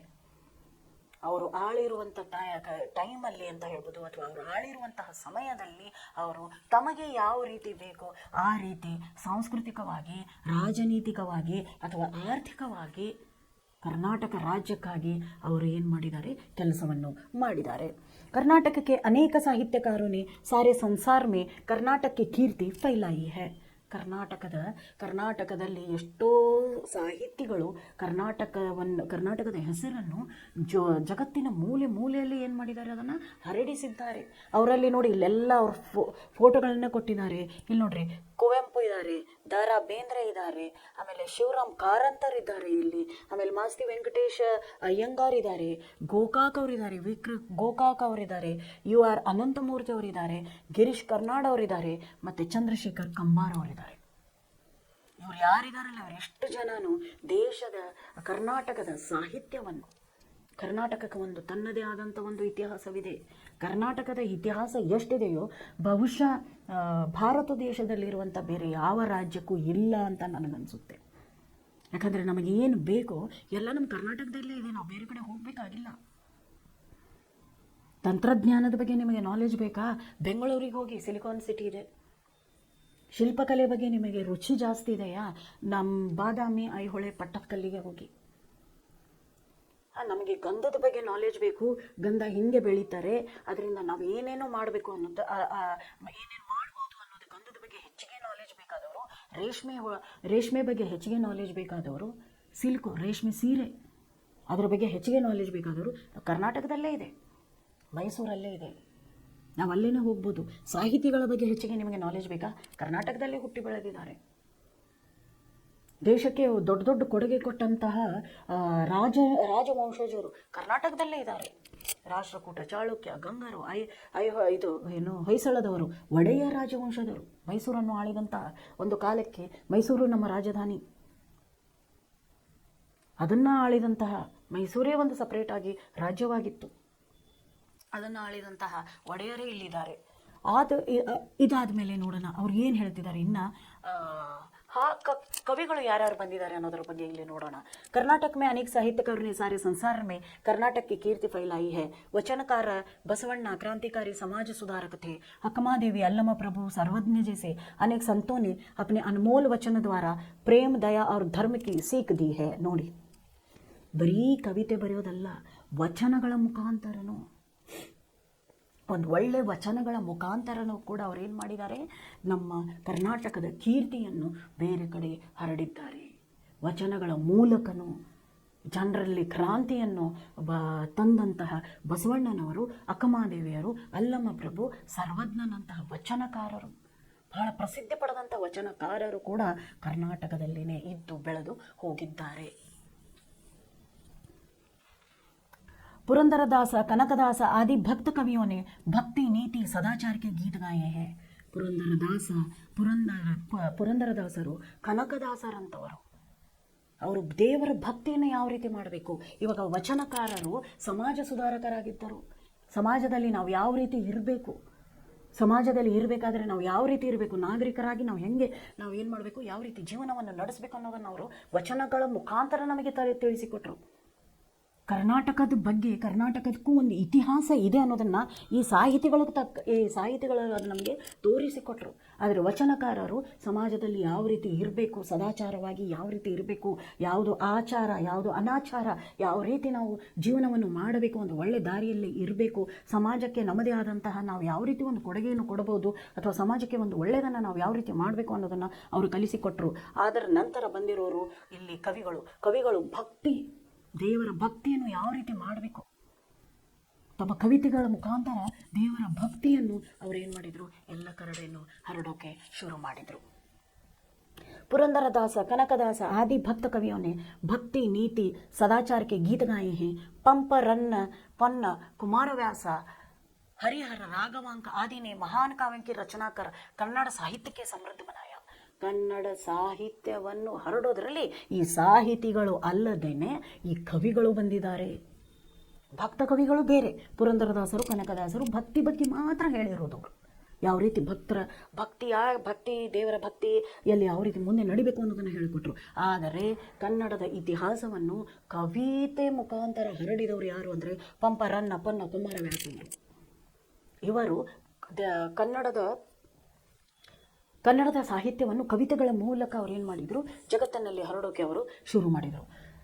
ಇದಾದ ಮೇಲೆ ನೋಡಿ ಇನ್ನೂ ಏನಿದೆ ಅಂದರೆ, ಆಧುನಿಕ ಕಾಲಕ್ಕೆ ಸಾಹಿತ್ಯಕಾರ ಕುವೆಂಪು, ದ ರಾ ಬೇಂದ್ರೆ, ಶಿವರಾಮ್ ಕಾರಂತ, ಮಾಸ್ತಿ ವೆಂಕಟೇಶ ಅಯ್ಯಂಗಾರ, ವಿಕ್ರ ಗೋಕಾಕ, UR ಅನಂತಮೂರ್ತಿ, ಗಿರೀಶ್ ಕರ್ನಾಡ, ಚಂದ್ರಶೇಖರ್ ಕಂಬಾರ ಜ್ಞಾನಪೀಠ ಪುರಸ್ಕಾರ ಸೆ ಅಲಂಕೃತ ಹೇ. ಎಲ್ಲ ಸಾಹಿತಿಗಳಿಗೂ ಏನೇನು ಕೊಟ್ಟಿದ್ದಾರೆ, ಜ್ಞಾನಪೀಠ ಪ್ರಶಸ್ತಿಯನ್ನು ಕೊಟ್ಟಿದ್ದಾರೆ. ಸಾಹಿತ್ಯವನ್ನು ಎಲ್ಲ ಕಡೆ ಹರಡಿದರು. ನಮಗೆ ನಮ್ಮ ಕರ್ನಾಟಕದ ಇತಿಹಾಸವೇ ಗೊತ್ತಿಲ್ಲ. ಇವಾಗ ಕರ್ನಾಟಕದಲ್ಲಿ ಹುಟ್ಟಿರುವಂಥ ಮಕ್ಕಳಿಗೆ ಕರ್ನಾಟಕ ರಾಜ್ಯದ ಬಗ್ಗೆ ಏನೂ ಗೊತ್ತಿಲ್ಲ. ಅದರ ಬಗ್ಗೆ ತಿಳಿಸಿಕೊಟ್ಟವರೇ ಇವರೆಲ್ಲರೂ. ಕರ್ನಾಟಕದ ಇತಿಹಾಸ, ಕರ್ನಾಟಕದ ಹಿಸ್ಟ್ರಿ ಅಂತ ನಾವೇನು ಹೇಳ್ತೀವಿ, ಅದು ತುಂಬ ಪ್ರಸಿದ್ಧವಾದದ್ದು, ತುಂಬ ಮುಖ್ಯವಾದದ್ದು, ಅಷ್ಟೇ ಇಂಟ್ರೆಸ್ಟಿಂಗ್ ಆಗಿರೋದು. ಯಹ ಕನ್ನಡ ಭಾಷಾ ಸಂಸ್ಕೃತಿ ತಥಾ ಕರ್ನಾಟಕ लिए ಗೌರವ का विषय है. ಇಲ್ಲಿ ಕನ್ನಡ ಭಾಷೆ ಬಗ್ಗೆ, ನಮ್ಮ ಭಾಷೆ ಯಾವ ರೀತಿ ಇರಬೇಕು, ಕನ್ನಡ ಭಾಷೆ ಹೇಗೆ ಬಂತು, ಇತಿಹಾಸದಲ್ಲಿ ಅದರದ್ದು ಏನು ಕೊಡುಗೆ, ಕನ್ನಡ ಭಾಷೆದು ಏನು ಕೊಡುಗೆ, ನಮ್ಮ ನಾವು ಭೂಮಿಯನ್ನು ಏನಂತ ಹೇಳ್ತೀವಿ, ನಾವು ತಾಯಿ ಅಂತ ಹೇಳ್ತೀವಿ. ಬೆಳೆಯನ್ನು ಬೆಳೆದು ನಮಗೆ ಊಟ ಕೊಡುತ್ತದು ಕನ್ನಡ ಭೂಮಿಗಾಗಿ ನಾವೇನು ಮಾಡ್ತೀವಿ, ದೇಶವನ್ನು ನಾವು ತಾಯಿ ಅಂತೀವಿ, ಭೂಮಿಯನ್ನು ನಾವು ತಾಯಿ ಅಂತೀವಿ. ಕನ್ನಡ ಭಾಷಾ ಮತ್ತು ಇಲ್ಲಿಯ ಸಂಸ್ಕೃತಿ ಬಗ್ಗೆ ಒಂದು ಒಳ್ಳೆಯ ಅವರೇನು ಕೊಟ್ಟಿದ್ದಾರೆ, ಒಂದು ನಮಗೆ ನಾಲೆಜನ್ನು ಕೊಟ್ಟಿದ್ದಾರೆ, ಒಂದು ಜ್ಞಾನವನ್ನು ನಮಗೆ ಅವರು ಕೊಟ್ಟಿದ್ದಾರೆ. ನೋಡಿರಿ, ಪಾಠ ಇವಾಗ ನಿಮಗೆ ಅರ್ಥ ಆಯಿತು ಅನಿಸುತ್ತೆ ಮಕ್ಕಳೇ ನನಗೆ. ಆಮೇಲೆ ಇಲ್ಲೇನು ಕೊಟ್ಟಿದ್ದಾರೆ ನೋಡ್ರಿ, ಜನನಿ ಜನ್ಮ ಭೂಮಿಶ್ಚ ಸ್ವರ್ಗಾದಪಿ ಗರಿಯಸಿ. ಪ್ರತ್ಯೇಕ ವ್ಯಕ್ತಿ ಕಾ ಅಪ್ನಾ ಜನ್ಮಭೂಮಿ ಸೆ ಅನುರಾಗ್ और उस पर ಅಭಿಮಾನ ಕರ್ನ ಸಹಜ ಹೇ. ಪ್ರತಿಯೊಂದು ಇದು ಯಾಕೆ ಈ ಪಾಠವನ್ನು ಕೊಟ್ಟಿದ್ದಾರೆ ಅನ್ನೋದಕ್ಕೆ ಏನು ಅಂದರೆ, ಜನನಿ ಜನ್ಮ ಭೂಮಿಶ್ಚ ಸ್ವರ್ಗಾದಪಿ ಗರಿಯಸಿ, ಸ್ವರ್ಗಕ್ಕೇನೆ ಗರಿಯನ್ನು ಇಡುವಂತಹ ಈ ಜನ್ಮಭೂಮಿ, ಆ ಜನ್ಮಭೂಮಿಗಿರುವಂಥ ಪ್ರೀತಿ ಅದನ್ನು ನಾವು ಎಲ್ಲಿಗೂ ಯಾರಿಗೂ ನಾವು ಹೇಳ್ಕೊಳಕ್ಕಾಗಲ್ಲ. ನಾವು ನಮ್ಮ ತಾಯಿಯನ್ನು ಎಷ್ಟು ಪ್ರೀತಿಸ್ತೀವೋ, ನಮ್ಮ ತಾಯಿ ನಮ್ಮ ಪಾಲನೆ ಪೋಷಣೆ ಮಾಡ್ತಾಳೆ, ನಮ್ಗೆ ಊಟ ಹಾಕ್ತಾಳೆ, ನಮಗೆ ಬಟ್ಟೆ ತೊಡಿಸ್ತಾಳೆ, ನಮ್ಗೆ ಸ್ನಾನ ಮಾಡ್ತಾಳೆ, ನಮ್ಮ ಬಗ್ಗೆ ಎಷ್ಟು ಕೇರ್ ಆಗಿರ್ತಾಳೆ. ನಾವು ಬೆಳಗ್ಗೆ ಬೇಗ ಎದ್ದ ತಕ್ಷಣವೇ ನಮಗೆ ತಿಂಡಿ ಮಾಡಿಕೊಡ್ತಾಳೆ, ಟೀ ಮಾಡಿಕೊಡ್ತಾಳೆ, ನಾವು ಕೇಳಿದನ್ನೆಲ್ಲವನ್ನು ಮಾಡಿಕೊಡುವಂತಹ ತಾಯಿ. ಆ ತಾಯಿಯನ್ನು ನಾವು ಹೇಗೆ ಮರ್ಯಾದೆ ಕೊಟ್ಟು ನಾವು ಎಷ್ಟು ಪ್ರೀತಿಯಿಂದ ಅವಳ ಜೊತೆ ನಾವು ಮಾತಾಡ್ತೀವೋ, ಅದೇ ರೀತಿ ಈ ಜನ್ಮಭೂಮಿಗೂ ನಾವು ಏನು ಮಾಡಬೇಕು, ಋಣಿಯಾಗಿರಬೇಕು. ಜನ್ಮಭೂಮಿ ಅಂದರೆ ನಾವು ಎಲ್ರಿಗೂ ತುಂಬ ಇಷ್ಟನೇ. ನೀವು ಎಲ್ಲಾದರೂ ಹೋಗಿ ಸಾಯಂಕಾಲ ಆದ ತಕ್ಷಣ ಮನೆಗೆ ಬರಬೇಕು. ನಾವು ಮನೆಗೆ ಬಂದಾಗ ಆ ಮನೆಯಲ್ಲಿರುವಂತಹ ನೆಮ್ಮದಿ, ನಾವು ಒಂದು ಸ್ವಲ್ಪ ರೊಟ್ಟಿನೇ ತಿನ್ನಲಿ, ಏನೇ ತಿನ್ನಲಿ, ಆ ಮನೆಯಲ್ಲಿ, ಯಾಕೆ ನಮ್ಮದು ಮನೆ, ಆ ಮನೆಯಲ್ಲಿರುವಂತಹ ನೆಮ್ಮದಿ ಬೇರೆ ಎಲ್ಲೂ ನಮಗೆ ಸಿಗುವುದಿಲ್ಲ. यहाँ की प्राकृतिक सूक्ष्म साहित्यिक वैभव और ज्ञान विज्ञान क्षेत्र की प्रगति अपार है। देश विदेश के लोग यहाँ तकनीकी विकास की मुक्त कंठ से प्रशंसा करते हैं। इस संदर्भ में प्रस्तुत पाठ अत्यंत प्रासंगिक एवं सार्थक है. ಅದಕ್ಕೆ ಅವ್ರು ಹೇಳ್ತಿದ್ದಾರೆ, ಎಲ್ಲರೂ ತಮ್ಮದೇ ಆದಂತಹ ಜನ್ಮಭೂಮಿ, ತಮ್ಮದೇ ಆದಂತಹ ದೇಶ, ತಮ್ಮದೇ ಆದಂತಹ ಒಂದು ಭೂಮಿ ಬಗ್ಗೆ ಜನ ಹೇಳ್ತಾರೆ. ಅದು ಹೇಳಬೇಕಾದ್ರೆ ಎಷ್ಟು ನಾವು ಹೆಮ್ಮೆ ಪಟ್ಕೊಂಡು ಹೇಳ್ತೀವಿ, ನಾವು ಎಲ್ಲಿಯವರು, ನಾವು ಕರ್ನಾಟಕದವರು ಅಂತ ನಾವು ಹೇಳ್ತೀವಿ. ಅದೇ ರೀತಿ ಅವರಲ್ಲಿ ಅದರ ಬಗ್ಗೆ ಕೊಟ್ಟಿದ್ದಾರೆ. ಇದು ಇನ್ನು ನೋಡಿ ವಿಸ್ಪರಿಂಗ್ ಗ್ಯಾಲರಿ, ಅದ್ರ ಬಗ್ಗೆ ಒಂದು ಚಿಕ್ಕ ಟಿಪ್ಪಣಿಯನ್ನು ಕೊಟ್ಟಿದ್ದಾರೆ. ನಿಮ್ಗೆ ಹೇಳಿದ್ದೀನಿ ನಾನು ವಿಸ್ಪರಿಂಗ್ ಗ್ಯಾಲರಿ ಅಂತ ನಾವು ಏನಕ್ಕೆ ಹೇಳ್ತೀವಿ ಅಂತ. यह विजयपुर के विश्वविख्यात गोल गुंबज में है। इसकी वस्तुकाल अनोखी है। इस गुंबज के एक छोर से धीमी आवाज में बात करे तो वह विरुद्ध छोर में स्पष्ट सुनाई देती है। इस गुंबज की एक और विशेषता यह है कि यहाँ एक बार आवाज निकलने से यह 7 बार प्रतिध्वनित होता है. ನಾ ಆವಾಗಲೇ ಹೇಳಿದೆ ನಿಮಗೆ, ಒಂದು ಸಾರಿ ಕೂಗಿದ್ರೆ ಅದು ಎಷ್ಟು ಸಾರಿ ನಮಗೆ ಕೇಳಿಸುತ್ತೆ, ಅದು ನಮಗೆ 7 ಬಾರಿ ಕೇಳಿಸುತ್ತೆ. ದೊಡ್ಡದಾಗಿದೆ ಗುಂಬಜ್. ಒಂದು ಸಾರಿ ಹೋಗಿ ಅಲ್ಲಿ ನೋಡಿ ಬನ್ನಿ.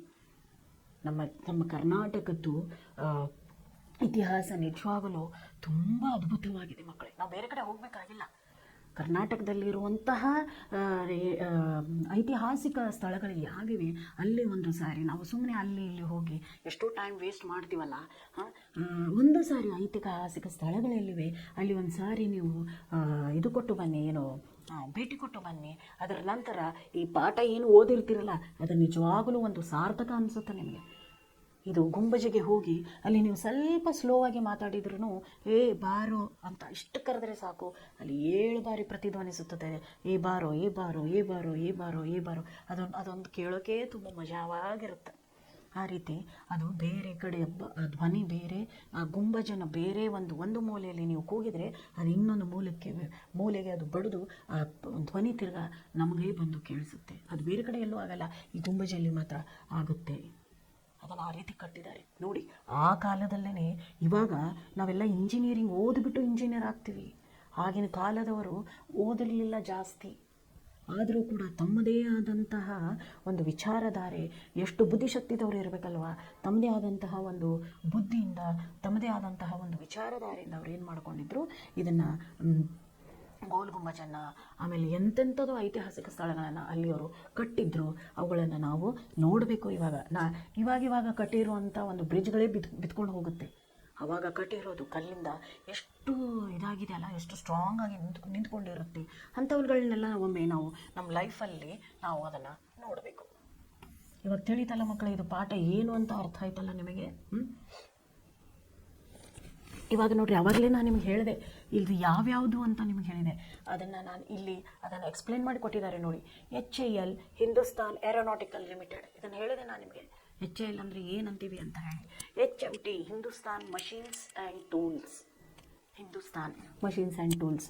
ITI Indian telephone industries, ITI ಅಂದರೆ Indian telephone industries. BEL Bharat electronics limited, BEL ಅದರ ಲಾಂಗ್ ಫಾರ್ಮ್ ಏನು? Bharat electronics limited. BHEL Bharat heavy electrical limited. ಇವನ್ನೆಲ್ಲ ತಿಳ್ಕೊಬೇಕು ಮಕ್ಕಳು. ಇದ್ರದ್ದೆಲ್ಲ ಕಂಪ್ನಿಗಳೆಲ್ಲಿವೆ? ಇವಾಗ ಬೆಂಗಳೂರಿನಲ್ಲಿವೆ. ಇದು ಕ್ವಶನ್ ಆನ್ಸರ್ಗಳಿವೆ. ಇದನ್ನು ನಿಮಗೆ ನಾನು ಆಮೇಲೆ ಕಳಿಸ್ಕೊಡ್ತೀನಿ. ಇಲ್ಲಿರುವಂತಹ ಇದನ್ನು ಒಂದು ಸ್ವಲ್ಪ ನಾವು ಇವತ್ತು ಇದು ಮಾಡ್ಕೊಂಡು ಬಿಡೋಣ. ಗ್ರಾಮರ್ ಒಂದು ಸ್ವಲ್ಪ ಮಾಡೋಣ ಮಕ್ಕಳು. कोष्टक में दिए गए शब्दों में उचित शब्द चुनकर लिखिए. कर्नाटक को डैश का आगर कहते हैं. कर्नाटक को चंदन का आगर कहते हैं. ಮೊದಲನೇ ಉತ್ತರ ಏನು ಬರುತ್ತೆ ಅಂದರೆ ಚಂದನ್. ಎರಡನೇದು ನೋಡಿ, गोमटेश्वर की प्रतिमा दुनिया को त्याग और सेवा का संदेश देती है। गोमटेश्वर की प्रतिमा त्याग और शांति का संदेश देती है। ಎರಡನೇದು ಶಾಂತಿ. ಮೂರನೇದು ಬರುತ್ತೆ मैसूर का राजमहल कर्नाटक के डैश का प्रतीक है. कर्नाटक के वैभव का प्रतीक है. कर्नाटक के अनेक साहित्यकारों ने सारे संसार में कर्नाटक की कीर्ति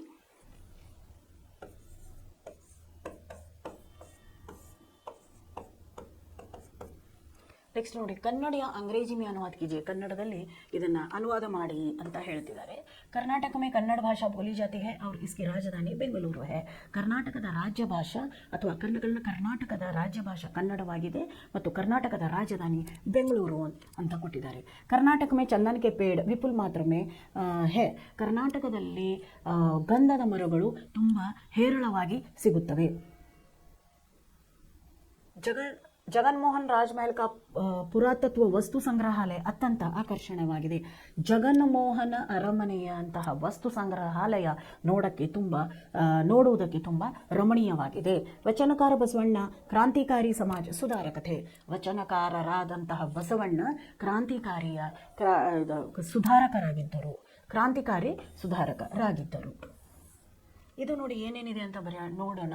ಇದು ನಮೂನೆ के अनुसार इन शब्दों के पर्यायवाची शब्द लिखिए.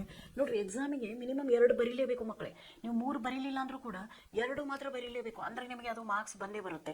ಇವಾಗ ಇಲ್ಲೇನು ಕೊಟ್ಟಿದ್ದಾರೆ, ಸಾಗರ್ ಅಂದರೆ ಫಸ್ಟ್ ಅದ್ರ ಬಗ್ಗೆ ನಾವು ಬರೆಯೋದು ಸಮುದ್ರ.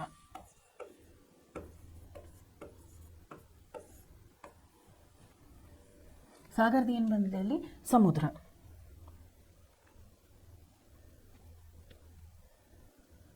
ಒಂದು ಸಮುದ್ರ ಬರುತ್ತೆ. ಎರಡನೇದು ಜಲಧಿ. ಒಂದು ಸಮುದ್ರ, ಎರಡನೇದು ಜಲಧಿ. ಆಗಾರ ಅಂತಂದರೆ ಮನೆ. ಆಗಾರ ಅಂದರೆ ಮನೆ. ನಾವು ಇದನ್ನು ಗ್ರಹ ಅಂತಲೂ ಕರಿಬೋದು, ಗೃಹ ಅಂತಲೂ ಕರಿಬೋದು, ಇಲ್ಲ ಮನೆ ಅಂತಲೂ ಕರಿಬೋದು, ಮಕಾನ ಇಲ್ಲಾಂದರೆ ಭವನ ಅಂತಲೂ ಕರಿಬೋದು, ನಿವಾಸ ಅಂತಲೂ ಕರಿಬೋದು.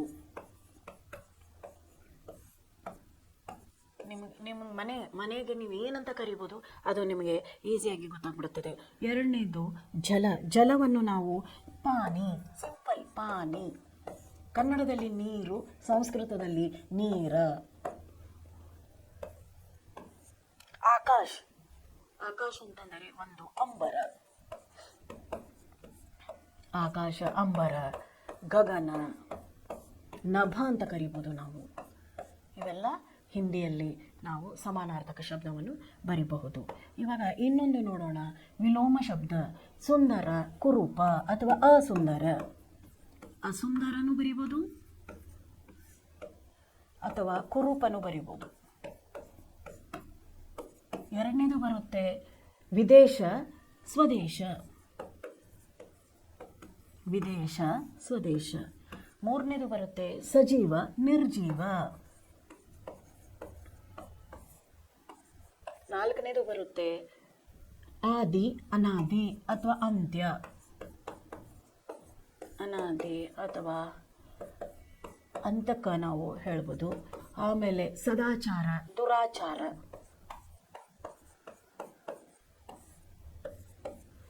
ಆಯಾತ, ನಿರ್ಯಾತ.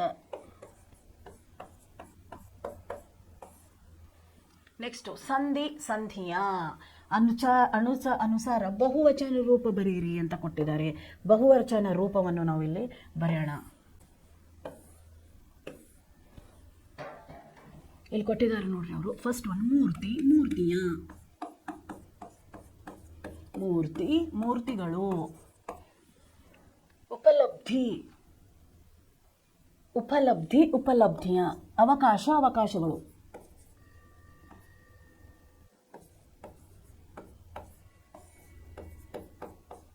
ಎಲ್ಲ ಕಡೆ ಯಾನೇ ಬರುತ್ತೆ ಇದು. ಉಪಲಬ್ಧಿಯ, ಕೃತಿಯ.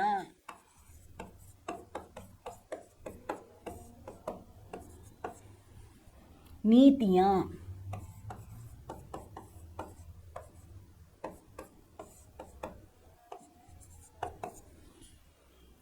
ಸಂಸ್ಕೃತಿಯ.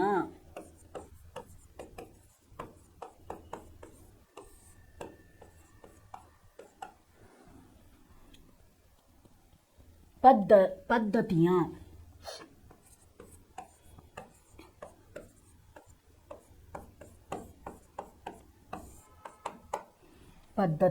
ಆಯಿತಾ. ನೆಕ್ಸ್ಟ್ ನೋಡಿ ಸಂಧಿ ಕಾ ನಾಮ್ ಲಿಖಿಯೇ. ನೋಡಿ ಫಸ್ಟ್ ಒನ್ನು ವಿಚ್ಛೇದಕರು ಸಂಧಿ ಕಾ ನಾಮ್ ಲಿಖಿಯೇ, ಅದನ್ನು ಸಪ್ರೇಟ್ ಮಾಡಿ ಅಂದರೆ ಅದನ್ನು ವಿಚ್ಛೇದನ ಮಾಡಿ ಅಥವಾ ಅದನ್ನು ಶಬ್ದವನ್ನು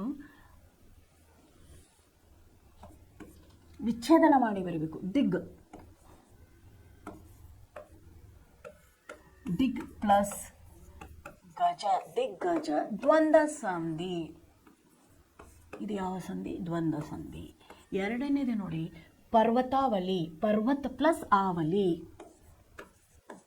ಪರ್ವತ ಪ್ಲಸ್ ಆವಲಿ.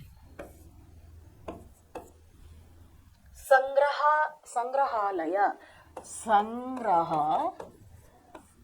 ಪ್ಲಸ್ ಆಲಯ. ನಾಲ್ಕನೇದು ನೋಡಿ ಜಲಾಶಯ, ಜಲ ಪ್ಲಸ್ ಆಶಯ. ಇದು ಯಾವ ಸಂಧಿ ಅಂತ ಆಮೇಲೆ ಹೇಳ್ತೀನಿ, ಫಸ್ಟ್ ಬರ್ಕೊಳ್ಳೋಣ. ಜಗನ್ಮೋಹನ, ಜಗನ್ ಪ್ಲಸ್ ಮೋಹನ.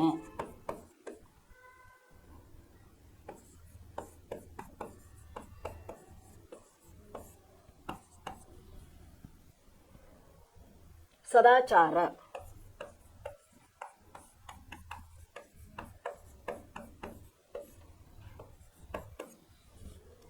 ಅತ್ಯಂತ,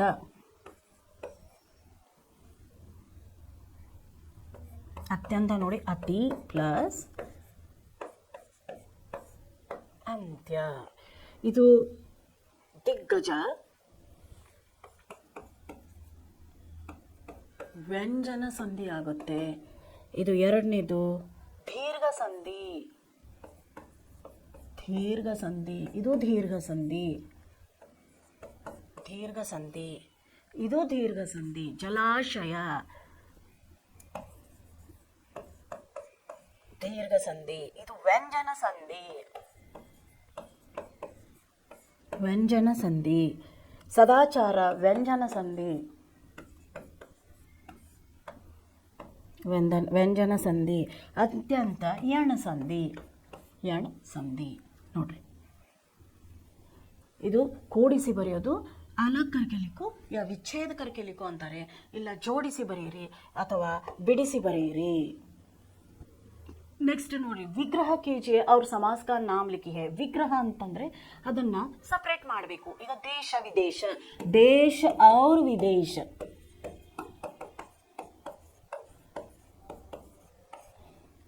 ಒಂದನೇದು. ಎರಡನೇದು ಜಲಪ್ರಪಾತ, ಜಲ ಕಾ ಪ್ರಪಾತ, ನೀರಿನ ಧಾರೆ. ರಾಜವಂಶ, ರಾಜರ ವಂಶ, ಅದೇ ತರ ರಾಜಕ ವಂಶ.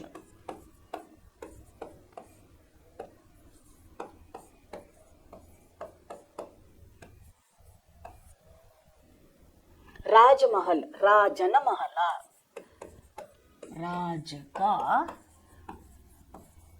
ಮಹಲ್. ಅರ್ಥ ಆಯ್ತಲ್ಲ ಮಕ್ಕಳೇ? ಇದು ನೋಡಿ, ಇದಕ್ಕೆ ಸಹಿ ವಿಕಲ್ಪ ಯಾವುದು ರೇಖಾಂಕಿತ ಮಾಡಿ. ತುಂಗಭದ್ರಾ ನದಿ ಇನ್ ರಾಜ್ಯೋं में बहती है. ತುಂಗಭದ್ರಾ ನದಿ ಎಲ್ಲಿ ಹರಿಯುತ್ತೆ? ಕರ್ನಾಟಕ ಮತ್ತು ಆಂಧ್ರ ಪ್ರದೇಶ. ಶ್ರವಣ ಬೆಳಗೊಳ की गोमटेश्वर मूर्ति का निर्माण इन्होंने करवाया. ಶ್ರವಣ ಬೆಳಗೊಳದ ಗೊಮಟೇಶ್ವರನ ಮೂರ್ತಿ ಯಾರು ಮಾಡಿಸಿದ್ರು? ಅದನ್ನ ವೀರೇಂದ್ರ ಹೆಗಡೆ ಅವರು ಮಾಡಿಸಿರೋದು. ಆಮೇಲೆ ಜ್ಞಾನಪೀಠ ಪ್ರಶಸ್ತಿ ಪುರಸ್ಕಾರ ಯಾರು? ಕುವೆಂಪು. ಕನ್ನಡ ಭಾಷಾಕ್ಕೆ ಪ್ರಥಮ ರಾಷ್ಟ್ರಕವಿ ಗೋವಿಂದ ಪೈ. ಇದು ನೋಡಿ, ಇದೊಂದು ಹೇಳ್ಬಿಡ್ತೀನಿ ನಿಮಗೆ.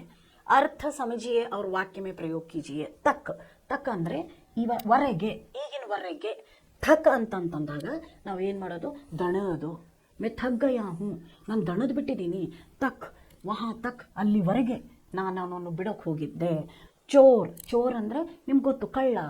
ಚೋರ್ ಅಂದರೆ ಕಳ್ಳ, ಚೋರ್ ಅಂದರೆ ಕೊನೆ. ನಾನು ನಿಮ್ಗೆ ಹೇಳಿದ್ನಲ್ಲ ಇವಾಗ, ಈ ರೀತಿ ಮಾಡಿ ಮೂಲೆ ಅಥವಾ ಅದರ ಕೊನೆಗಳು, ಅವುಗಳ ಮೂಲೆಗಳಿಗೆ ನಾವೇನಂತೀವಿ? ಚೋರ್ ಅಂತ ಕರಿತೀವಿ. ಚೋರ್ ಅಂದರೆ ಪೊಲೀಸ್ನೇ ಚೋರ್ಕೋ ಪಕಡ, ಕಳ್ಳ. ಚೋರ್ ಮೇ ಉಸ್ ಗಲಿ ಕಿ ಚೋರ್ ತಕ್ ಜಾನೆ ವಾಲಾ ಹೂँ. ಗಲಿ ಅಂದರೆ ನಾವು ಆ ಓಣಿ ಮೂಲೆವರೆಗೂ ನಾನು ಹೋಗೋಳಿದ್ದೀನಿ. ಕಾಲ್ ಕಾಲ್ ಅಂತಂದಾಗ ಮೃತ್ಯು. ಕಾಲ್ ಅಂತಂದ್ರೆ ಏನು? ಮೃತ್ಯು. ನೋಡ್ರಿ, ಕಾಲ್ ಅಂದಾಗ ನಮ್ಮ ಕೈಕಾಲಲ್ಲ. ಕಾಲ್ ಅಂದಾಗ ಹಿಂದಿಯಲ್ಲಿ ಮರಣ. ಇನ್ನೊಂದು ಖಾಲ್ ಅಂತಂತಂದರೆ ಚರ್ಮ ಅಥವಾ ಚಮಡ ಅಂತೀವಿ ನಾವು. ಹಿಂದಿಯಲ್ಲಿ ಏನಂತೀವಿ ಅದಕ್ಕೆ? ಚಮಡ ಅಂತೀವಿ. ಕಾಲ್ ಅಂತಂತಂದರೆ ಮರಣ ಅಥವಾ ಮೃತ್ಯು. ಖಾಲ್ ಅಂತಂದರೆ ಚರ್ಮ. ಸುಳ್ಳು ಹೇಳಬೇಡ, ನಿನ್ನ ಚರ್ಮನೇ ಸುಲಿತೀನಿ. ಟೀಚರ್ಗಳು ಬೈತಿರ್ತಾರೆ ನೋಡಿರಿ ಸ್ಕೂಲಲ್ಲಿ, ಜಾಸ್ತಿ ಮಾತಾಡಬೇಡ, ನಾನು ಚರ್ಮ ಸುಲಿದ್ಬಿಡ್ತೀನಿ ಮೊನ್ನೆ ಅಂತ. ಹಾಗೆ ಕಾಲ್ ಅಂದಾಗ ಏನು? ಚಮಡ ಅಥವಾ ಚರ್ಮ ಅಂತ ನೀವು ಅದನ್ನು ಹೇಳ್ಕೊಬೋದು. ಅರ್ಥ ಆಯ್ತಲ್ಲ ಮಕ್ಕಳು? ಈಗ ನಾ ಹೇಳಿರೋದು ಅದನ್ನು ಸ್ವಲ್ಪ ಅದನ್ನು ಅಷ್ಟರಲ್ಲಿ ತಿಳ್ಕೋಬೇಕು. ಅನುರೂಪತೆಯನ್ನು ಅವರು ಇಲ್ಲಿ ಕೊಟ್ಟಿದ್ದಾರೆ. ಇಲ್ಲಿ ಏನು ಕೊಟ್ಟಿದ್ದಾರೆ ಅಂದರೆ, ದಕ್ಷಿಣ ಸೆ ಉತ್ತರಕ್ಕೆ ಚೋರ್ಕಿ ಪರ್ವತಮಾಲಾ, ಪಶ್ಚಿಮ ಘಾಟ ದಕ್ಷಿಣಕ್ಕೆ ಪರ್ವತಾಲಯ. ದಕ್ಷಿಣದ ಪರ್ವತಾಲಯಗಳನ್ನು ನಾವೇನಂತ ಕರಿತೀವಿ? ನೀಲಗಿರಿ ಅಂತ ಕರಿತೀವಿ. ಎರಡನೇದಿದೆ ಕರ್ನಾಟಕ ಚಂದನಕ್ಕೆ ತುಂಬ ಫೇಮಸ್. ಅದೇ ರೀತಿ ಬೆಂಗಳೂರಿಗೆ ನಾವು ಸಿಲಿಕಾನ್ ಸಿಟಿ ಅಂತ ಹೇಳ್ತೀವಿ.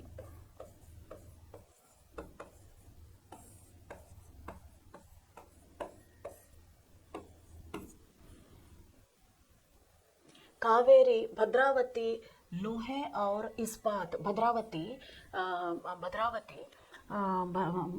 ಇದಕ್ಕೆ ಯಾವುದಕ್ಕೆ?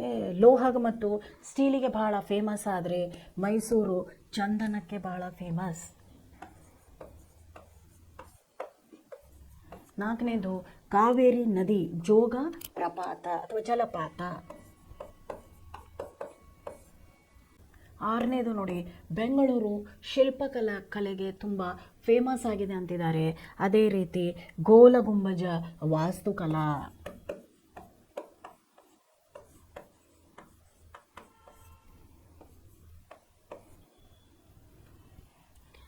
ಕೃಷ್ಣದೇವರಾಯ ಇದು ಸೆಂಟ್ ಫಿಲೋಮಿನಾ ಚರ್ಚ್ ಆಗಿದೆ. ಅದೇ ರೀತಿ ಜಗನ್ಮೋಹನ್ ರಾಜಮಹಲ, ನಿಮಗೆ ನಾನು ಹೇಳಿದ್ದೀನಿ, ಜಗನ್ಮೋಹನ್ ರಾಜಮಹಲ ಸಂಗ್ರಹಾಲಯ, ವಸ್ತು ಸಂಗ್ರಹಾಲಯ ಅದು. ಕೃಷ್ಣದೇವರಾಯ ಶಾಸಕ ಆದರೆ ರಾಷ್ಟ್ರಕೂಟ ರಾಜವಂಶಸ್ಥರು. ಬಸವಣ್ಣ ವಚನಕಾರ ಆದರೆ ಕನಕದಾಸ ಕೀರ್ತನಕಾರ. ದೇವರ ಭಕ್ತಿ ಬಗ್ಗೆ ಹೇಳಿರೋದವರು ಕೀರ್ತನಕಾರ. ಇದು ಅನುರೂಪತೆಯಲ್ಲಿ ನಾವು ಇದನ್ನು ಬರಿಬೋದು. 10ನೇದು ಪಂಪ ಪ್ರಾಚೀನ ಕವಿ ಆದರೆ ಕಂಬಾರ ಸಾಹಿತ್ಯಕಾರ. ಪಂಪ ಕವಿ ಆದರೆ ಇವನು ಯಾರು? ಕಂಬಾರ ಆಧುನಿಕ ಕವಿ ಬರಿಬೋದು.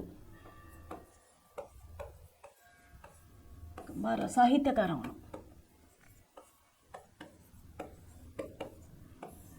ಸಾಹಿತ್ಯಕಾರ. ಇದರಲ್ಲಿ ನೋಡಿ, ನೀವು ವರ್ಬ್ಸ್ಗಳನ್ನ ಹಾಕಬೇಕು, ಸರ್ವನಾಮಗಳನ್ನು ಹಾಕಿ ಬರಿಬೇಕು ಅಂತ ಹೇಳ್ತಿದ್ದಾರೆ ಇದರಲ್ಲಿ. ಇದನ್ನು ಬೇಕಾದ್ರೆ ಮಕ್ಕಳು ನಾವು ನಾಳೆ ನೋಡೋಣ. ಇದು ವರ್ಕ್ ಪಹಲಿನೂ ನಿಮ್ಗೆ ನಾನು ಹೇಳ್ಕೊಡ್ತೀನಿ, ಯಾವ ರೀತಿ ಮಾಡಬೇಕು ಅನ್ನೋದನ್ನು ನಾನೇನು ಮಾಡ್ತೀನಿ ಹೇಳ್ಕೊಡ್ತೀನಿ. ನಾಳೆ ಇದ್ರ ಬಗ್ಗೆ ನಾನು ನಿಮಗೆ ಅದನ್ನು ಇವನ್ನೆಲ್ಲವನ್ನು ನಾವು ನಾಳೆ ಅದನ್ನು ಮಾಡ್ಕೊಳ್ಳೋಣ ಮಕ್ಕಳೇ. ನಾಳೆ ಒಂದು ಸ್ವಲ್ಪ ಗ್ರಾಮರ್ ಏನಿದೆಯಲ್ಲ ಅದನ್ನು ನಾವು ನಾಳೆಗೆ ಮುಗಿಸ್ಕೊಳ್ಳೋಣ. ಇವತ್ತಿಗೆ ಇಷ್ಟೇ ಸಾಕು. ಇದನ್ನು ಇನ್ನೊಂದು ಸಾರಿ ನಾನು ನಿಮಗೆ ಪಾಠವನ್ನು ರಿವೈಸ್ ಮಾಡಿಬಿಡ್ತೀನಿ. ಇನ್ನೊಂದು ಸಾರಿ ಪಾಠದಲ್ಲಿ ಏನಿದೆ ಅಂತ ನಾವು ನೋಡ್ಕೊಂಡು ಬರೋಣ. ಕರ್ನಾಟಕ ಸಂಪದ, ಕರ್ನಾಟಕ ರಾಜ್ಯದ ಬಗ್ಗೆ ಅವರು ಕೊಟ್ಟಿದ್ದಾರೆ ನೋಡಿ. ತುಂಬ ಪ್ರಗತಿಶಾಲಿ ರಾಜ್ಯವಾಗಿದೆ. ಇಲ್ಲಿ 6 ಕೋಟಿ ಜನಸಂಖ್ಯೆ 6 ಕೋಟಿಗಿಂತಲೂ ಹೆಚ್ಚಿಗಿದೆ. ಅದರ ಜೊತೆ ಕರ್ನಾಟಕ ತನ್ನದೇ ಆದಂತಹ ಒಂದು ಸುಂದರವಾದ ಇತಿಹಾಸವನ್ನು ಹೊಂದಿದೆ. ಇಲ್ಲಿ ಕನ್ನಡದಲ್ಲಿ ನಾವು ಕನ್ನಡ ಭಾಷೆಯನ್ನು ನಾವು ಇಲ್ಲಿ ಏನು ಮಾಡ್ತೀವಿ? ಮಾತನಾಡ್ತೀವಿ. ಅದರ ಜೊತೆಗೆ ನಮ್ಮ ರಾಜಧಾನಿ ಯಾವುದು? ಕರ್ನಾಟಕದ್ದು ಬೆಂಗಳೂರಿದೆ. ಇಲ್ಲಿ ದೇಶ ವಿದೇಶದಿಂದ ಬಂದಂತಹ ಜನ ಇಲ್ಲೇ ಏನು ಮಾಡಿದ್ದಾರೆ? ಕೆಲಸ ಮಾಡ್ಕೊಂಡು ಇಲ್ಲೇ ಉಳ್ಕೊಂಡ್ಬಿಟ್ಟಿದ್ದಾರೆ. ಯಾಕೆ ಅಂತಂದರೆ ಎಲ್ಲ ತಾಂತ್ರಿಕತೆಯ ಎಲ್ಲ ತಾಂತ್ರಿಕತೆಯ ರಾಜಧಾನಿ ಏನಾಗ್ಬಿಟ್ಟಿದೆ ಕರ್ನಾಟಕದ್ದು ಬೆಂಗಳೂರಾಗಿದೆ. ಅದನ್ನು ನಾವು ಸಿಲಿಕಾನ್ ಸಿಟಿ ಅಂತಲೂ ನಾವೇನು ಮಾಡ್ತೀವಿ ಕರಿತೀವಿ. ಇಲ್ಲಿ ವಿಜ್ಞಾನ ಸಂಸ್ಥೆ ಇದೆ, ಆಮೇಲೆ ದೊಡ್ಡ ದೊಡ್ಡ ಕಂಪ್ನಿಗಳು, ಇವಾಗ ನಾನು ಸ್ವಲ್ಪ ಹೊತ್ತರಲ್ಲೇ ನಿಮ್ಗೆ ಹೇಳಿದೆ, HAL, HMT, ITI, BHEL ಅಂತಹ ದೊಡ್ಡ ದೊಡ್ಡ ಕಂಪನಿಗಳು ಇಲ್ಲಿವೆ. ಅದರ ಜೊತೆಗೆ ಇಲ್ಲಿ ತುಂಬ ಜನ ಆಗಿ ಹೋಗಿದ್ದಾರೆ. ಇಲ್ಲಿ ನೋಡ್ರಿ, ನಾವು ಇವಾಗ ಇಂಜಿನಿಯರ್ಸ್ಗಳನ್ನ ನೋಡಬೇಕು ಅಂದರೆ CV ರಾಮನ್, ವಿಶ್ವೇಶ್ವರಯ್ಯ, ಶಕುಂತಲಾ ದೇವಿ ಅಂತಹ ದೊಡ್ಡ ದೊಡ್ಡದವರು ಇಲ್ಲಿ ಪ್ರೌದ್ಯೋಗಿಕ ಉದ್ಯೋಗಪತಿಗಳು ಆಗಿ ಹೋಗಿದ್ದಾರೆ. ಅದರ ಜೊತೆಗೆ ನಾರಾಯಣ ಮೂರ್ತಿ ಅಂತ ಇಂಜಿನಿಯರ್ಸ್ಗಳು ಇಲ್ಲಿದ್ದಾರೆ. ಆಮೇಲೆ ಎಲ್ಲ ರೀತಿಯ ಉಪಲಬ್ಧಗಳು ಇಲ್ಲಿ ನಮಗೆ, ಅಂದರೆ ಎಲ್ಲ ರೀತಿಯ ಸವಲತ್ತುಗಳು ನಮಗೆ ಕರ್ನಾಟಕದಲ್ಲಿ ಸಿಗುತ್ತವೆ. ಇದರ ಜೊತೆಗೆ ಕರ್ನಾಟಕದಲ್ಲಿ ಬೇರೆ ಬೇರೆ ಲೋಹಗಳು ನಮಗೆ ಇಲ್ಲಿ ಧಾತುಗಳು, ಲೋಹಗಳು ಸಿಗುತ್ತವೆ. ಅದರಲ್ಲಿ ಯಾವ್ದು ಅಂದರೆ ಬಂಗಾರ, ಬೆಳ್ಳಿ, ತಾಮ್ರ, ಹಿತ್ತಾಳಿ, ಈ ರೀತಿಯ ಬೇರೆ ಬೇರೆ ಧಾತುಗಳು, ಲೋಹಗಳು ಸಿಗ್ತವೆ. ಅದೇ ರೀತಿ ಭದ್ರಾವತಿಯಲ್ಲಿ ಖನಿಜಗಳದು, ಭದ್ರಾವತಿಯಲ್ಲಿ ಖನಿಜಗಳು ಮತ್ತು ಬೇರೆ ಬೇರೆ ಲೋಹಗಳ ದೊಡ್ಡ ದೊಡ್ಡ ಫ್ಯಾಕ್ಟ್ರಿಗಳಿವೆ. ಅದರ ಜೊತೆಗೆ ಸ್ಟೀಲ್ ಫ್ಯಾಕ್ಟ್ರಿನೂ ಅಲ್ಲೇ ಇದೆ. ಅನಂತರ ಪೇಪರ್ ಮಿಲ್ಗಳು ಅಲ್ಲಿವೆ. ಅದರ ನಂತರ ಕರ್ನಾಟಕದಲ್ಲಿ ನಾವು ನೋಡಿದಂಗೆ ಶುಗರ್ ಫ್ಯಾಕ್ಟ್ರಿ ಇದೆ, ಸಕ್ಕರೆ ಫ್ಯಾಕ್ಟ್ರಿಗಳನ್ನು ಮಾಡಿದ್ದಾರೆ. ಸಿಮೆಂಟ್ ಫ್ಯಾಕ್ಟ್ರಿಗಳು ನಮಗೆ ಇಲ್ಲಿ ನೋಡೋಕೆ ಸಿಗುತ್ತೆ. ಅದೇ ರೀತಿ ರೇಷ್ಮೆ ಸೀರೆಗಳು, ರೇಷ್ಮೆದು ಫ್ಯಾಕ್ಟ್ರಿ ಇಲ್ಲಿದೆ. ಇದರಿಂದ ಕರ್ನಾಟಕದ ಇತಿಹಾಸಕ್ಕೆ ಒಂದು ತನ್ನದೇ ಆದಂತಹ ಒಂದು ಒಳ್ಳೆಯ ಹೆಸರನ್ನು ಅದು ತಂದು ಕೊಟ್ಟಿದೆ. ಅದರ ಜೊತೆಗೆ ಕರ್ನಾಟಕ ತುಂಬ ಫೇಮಸ್ ಆಗಿರೋದು ಗಂಧದ ಗುಡಿ, ಮೂವಿ ಎಲ್ಲ ನೀವು ನೋಡಿರ್ಬೋದು. ಗಂಧದ ಮರಗಳು ಇಲ್ಲಿ ಹೇರಳವಾಗಿ ಸಿಗುವುದರಿಂದ ಗಂಧದ ಎಣ್ಣೆ ನಮಗಿಲ್ಲಿ ಸಿಗುತ್ತೆ. ಗಂಧದ ಸೋಪುಗಳು ಸಿಗ್ತವೆ. ಒಳ್ಳೊಳ್ಳೆ ಕಲಾಕೃತಿಗಳು ನಮಗಿಲ್ಲಿ ನೋಡೋಕೆ ಸಿಗುತ್ತೆ. ಅಲ್ಲಿನ ಹಾಗೆ ನಾವು ಅದರ ಬಗ್ಗೆ ನದಿಗಳ ಬಗ್ಗೆ ನೋಡೋದಾದರೆ ಇಲ್ಲಿ ಕೃಷ್ಣ, ಕಾವೇರಿ, ತುಂಗ, ಭದ್ರಾ ನದಿಗಳು ಹರಿಯುತ್ತವೆ. ಇದರಿಂದ ಎಷ್ಟೋ ಜನರಿಗೆ ಒಂದು ಉದ್ಯೋಗ ಸಿಕ್ಕಿದೆ. ಎಷ್ಟೊಂದು ರೈತರಿಗೆ ನೀರು ಸಿಕ್ಕಿದೆ ಬೆಳೆಯನ್ನು ಬೆಳೆಯೋಕ್ಕೆ, ಅದನ್ನು ಮಾಡಿಕೊಟ್ಟಿದ್ದಾರೆ. ಅನಂತರ ದೊಡ್ಡ ದೊಡ್ಡ ಅಣೆಕಟ್ಟನ್ನು, ಕೃಷ್ಣರಾಜ ಸಾಗರ ಅಂತ ದೊಡ್ಡ ದೊಡ್ಡ ಅಣೆಕಟ್ಟುಗಳನ್ನ ಈ ನದಿಗಳಿಗೆ ಕಟ್ಟಿ ಅವ್ರು ಏನು ಮಾಡಿದ್ದಾರೆ, ಅಲ್ಲಿ ಜನರಿಗೆ ಬೆಳೆಯನ್ನು ಬೆಳೆಯೋಕ್ಕೆ ಹೆಲ್ಪ್ ಮಾಡಿಕೊಟ್ಟಿದ್ದಾರೆ ಅಂತ ಹೇಳ್ಬೋದು. ಅದರ ಜೊತೆಗೆ ವಿದ್ಯುತ್ತನ್ನು ಉತ್ಪಾದಿಸುವಂಥ ಕೇಂದ್ರಗಳು ಇವೆ. ಅದು ಎಲ್ಲಿದೆ ಅಂದರೆ ಜೋಗ, ಅಬ್ಬಿ, ಗೋಕಾಕ್, ಶಿವನ ಸಮುದ್ರದಂತಹ ಒಳ್ಳೊಳ್ಳೆ ಜಲಪಾತಗಳಿವೆ. ಅಲ್ಲಿ ನಾವು ವಿದ್ಯುತ್ತನ್ನು ಕೂಡ ಇಲ್ಲಿ ಏನು ಮಾಡ್ತಿದ್ದಾರೆ, ಅವರು ಉತ್ಪಾದನೆಯನ್ನು ಮಾಡ್ತಾ ಇದ್ದಾರೆ. ಅದೇ ರೀತಿ ಶಿಲ್ಪಕಲೆಯನ್ನು ನೋಡೋದಾದರೆ ಬಾದಾಮಿ, ಐಹೊಳೆ, ಪಟ್ಟದಕಲ್ಲು ಅಂತಹ ಒಂದು ಒಳ್ಳೊಳ್ಳೆ ಮಂದಿರಗಳನ್ನು ನಾವಲ್ಲಿ ನೋಡ್ತೀವಿ. ಶಿಲ್ಪಕಲಾ, ವಾಸ್ತುಕಲಾ ಇಲ್ಲಿ ತುಂಬ ಏನಾಗಿದೆ, ನಮಗೆ ವಿರಳವಾಗಿ ನೋಡೋಕ್ಕೆ ಸಿಗುತ್ತವೆ. ಅವನ್ನೆಲ್ಲ ನೋಡಿದರೆ ನಿಜ ಅನಿಸುತ್ತೆ. ಅದ್ರ ಜೊತೆಗೆ ನೋಡಿ, ಗೋಲ್ ಗುಂಬಜ್ ಬಗ್ಗೆ ನಾನು ಹೇಳಿದೆ, ಈಗ ವಿಸ್ಪರಿಂಗ್ ಟವರ್ ಒಂದು ಸಾರಿ ನೀವು ಕೂಗಿದ್ರಲ್ಲಿ 7 ಸಾರಿ ನಮ್ಗೆ ಏನಾಗುತ್ತೆ, ಕೇಳಿಸ್ಕೊಳ್ಳುತ್ತೆ. ಅಲ್ಲಿಂದ ಹಾಗೆ ಸುಮ್ಮನೆ ನೋಡಿದರೆ ನೆಕ್ಸ್ಟ್ ಮೈಸೂರು ರಾಜಮಹಲ್ ಬಗ್ಗೆ ಮಾತನಾಡಿದರೆ, ಮೈಸೂರು ಅರಮನೆಗೆ ತನ್ನದೇ ಆದಂತಹ ಒಂದು ಇತಿಹಾಸವಿದೆ. ಇದನ್ನು ಆಳಿದವರು ಒಡೆಯರು, ರಾಜವಂಶಸ್ಥರು. ಅದನ್ನು ಈಗಲೂ ನಾವಲ್ಲಿ ನೋಡ್ಬೋದು. ಆಮೇಲೆ ತುಂಬ ಹಳೆಯದಾದಂತಹ ಪುರಾತನ ಒಂದು ಸೆಂಟ್ ಫಿಲೋಮಿನಾ ಚರ್ಚ್ ಕೂಡ ನಾವು ಮೈಸೂರಲ್ಲಿ ನೋಡ್ಬೋದು. ಅನಂತರ ಜಗನ್ಮೋಹನ್ ರಾಜಮಹಲ್ ವಸ್ತು ಸಂಗ್ರಹಾಲಯವನ್ನು ನಾವಲ್ಲಿ ನೋಡಬಹುದು. ಇಲ್ಲಿ ಗಂಗಾ, ಕದಂಬ, ರಾಷ್ಟ್ರಕೂಟದಂತಹ ದೊಡ್ಡ ದೊಡ್ಡ ಹೊಯ್ಸಳ ಒಡೆಯರಂತವರು, ರಾಜವಂಶದವರು ನಮ್ಮನ್ನು ಆಳಿ ಹೋಗಿದ್ದಾರೆ. ಅವರು ಇಲ್ಲಿ ಸಾಂಸ್ಕೃತಿಕವಾಗಿ ಅಥವಾ ಆರ್ಥಿಕವಾಗಿ ಅವರು ತಮ್ಮದೇ ಆದಂತಹ ಒಂದು ಕೊಡುಗೆಯನ್ನು ಕರ್ನಾಟಕಕ್ಕೆ ಕೊಟ್ಟಿದ್ದಾರೆ. ಇಲ್ಲಿ ಅನೇಕ ಸಾಹಿತ್ಯಕಾರರು ಬಂದು ಹೋಗಿದ್ದಾರೆ. ಅದರಲ್ಲಿ ವಚನಕಾರರಾದ ಬಸವಣ್ಣನವರು, ಆಮೇಲೆ ಅಕ್ಕಮಹಾದೇವಿ, ಅಲ್ಲಮಪ್ರಭು, ಸರ್ವಜ್ಞನ್ ಅಂತವರು ಬಂದು ಹೋಗಿದ್ದಾರೆ. ಅದರ ಜೊತೆಗೆ ದೊಡ್ಡ ದೊಡ್ಡ ಸಾಹಿತ್ಯವನ್ನು, ಕರ್ನಾಟಕದ ಸಾಹಿತ್ಯ ಅಥವಾ ಕನ್ನಡ ಸಾಹಿತ್ಯಕ್ಕೆ ತನ್ನದೇ ಆದಂತಹ ಒಂದು ಗರಿಯನ್ನು ಕಲ್ಪಿಸಿಕೊಟ್ಟವರು ಕುವೆಂಪು, ದ ರಾ ಬೇಂದ್ರೆ, ಅನಂತರ ಕಾರಂತರು, ಮಾಸಿ ವೆಂಕಟೇಶ್ ಅಯ್ಯಂಗಾರ್, ಗೋಕಾಕ್ ಅವರು, ಅನಂತಮೂರ್ತಿ, ಗಿರೀಶ್ ಕರ್ನಾಡ್ ಅವರು, ಅನಂತರ ಅನಂತಮೂರ್ತಿಯವರು, ಚಂದ್ರಶೇಖರ್ ಕಂಬಾರ್ ಅವರು, ಇವರೆಲ್ಲರಿಗೂ ಜ್ಞಾನಪೀಠ ಪ್ರಶಸ್ತಿಯಿಂದ ಇಲ್ಲಿ ಅಲಂಕೃತ ಮಾಡಿದ್ದಾರೆ. ಇದು ಕನ್ನಡ ಭಾಷಾ ಮತ್ತು ಸಂಸ್ಕೃತಿ ಕರ್ನಾಟಕದ ಒಂದು ಗೌರವದ ವಿಷಯವಾಗಿದೆ. ಅನಂತರ ಇದನ್ನೆಲ್ಲವನ್ನು ನಾವು ಏನು ಮಾಡಿದ್ವಿ, ಇವತ್ತು ಕಲ್ತ್ವಿ ಮಕ್ಕಳೇ. ಇನ್ನು ಮಿಕ್ಕಿರೋದನ್ನು ನಾವು ಮುಂದಿನ ಪಾಠದಲ್ಲಿ ನೋಡೋಣ. ಮುಂದಿನ ಪಾಠದಲ್ಲಿ ಅಲ್ಲಿ ಉಳಿದಿರುವಂಥ ಗ್ರಾಮರನ್ನು ಒಂದು ಸ್ವಲ್ಪ ನಾನು ನಿಮಗೆ ಆಮೇಲೆ ಎಕ್ಸ್ಪ್ಲೇನ್ ಮಾಡಿ ಅದನ್ನು ಹೇಳ್ತೀನಿ. ಅದನ್ನು ನಾಳೆ ನೋಡ್ಕೊಳ್ಳೋಣ ಮಕ್ಕಳೇ. ಇವತ್ತಿಗೆ ಇಷ್ಟೇ ಸಾಕು. Thank you so much.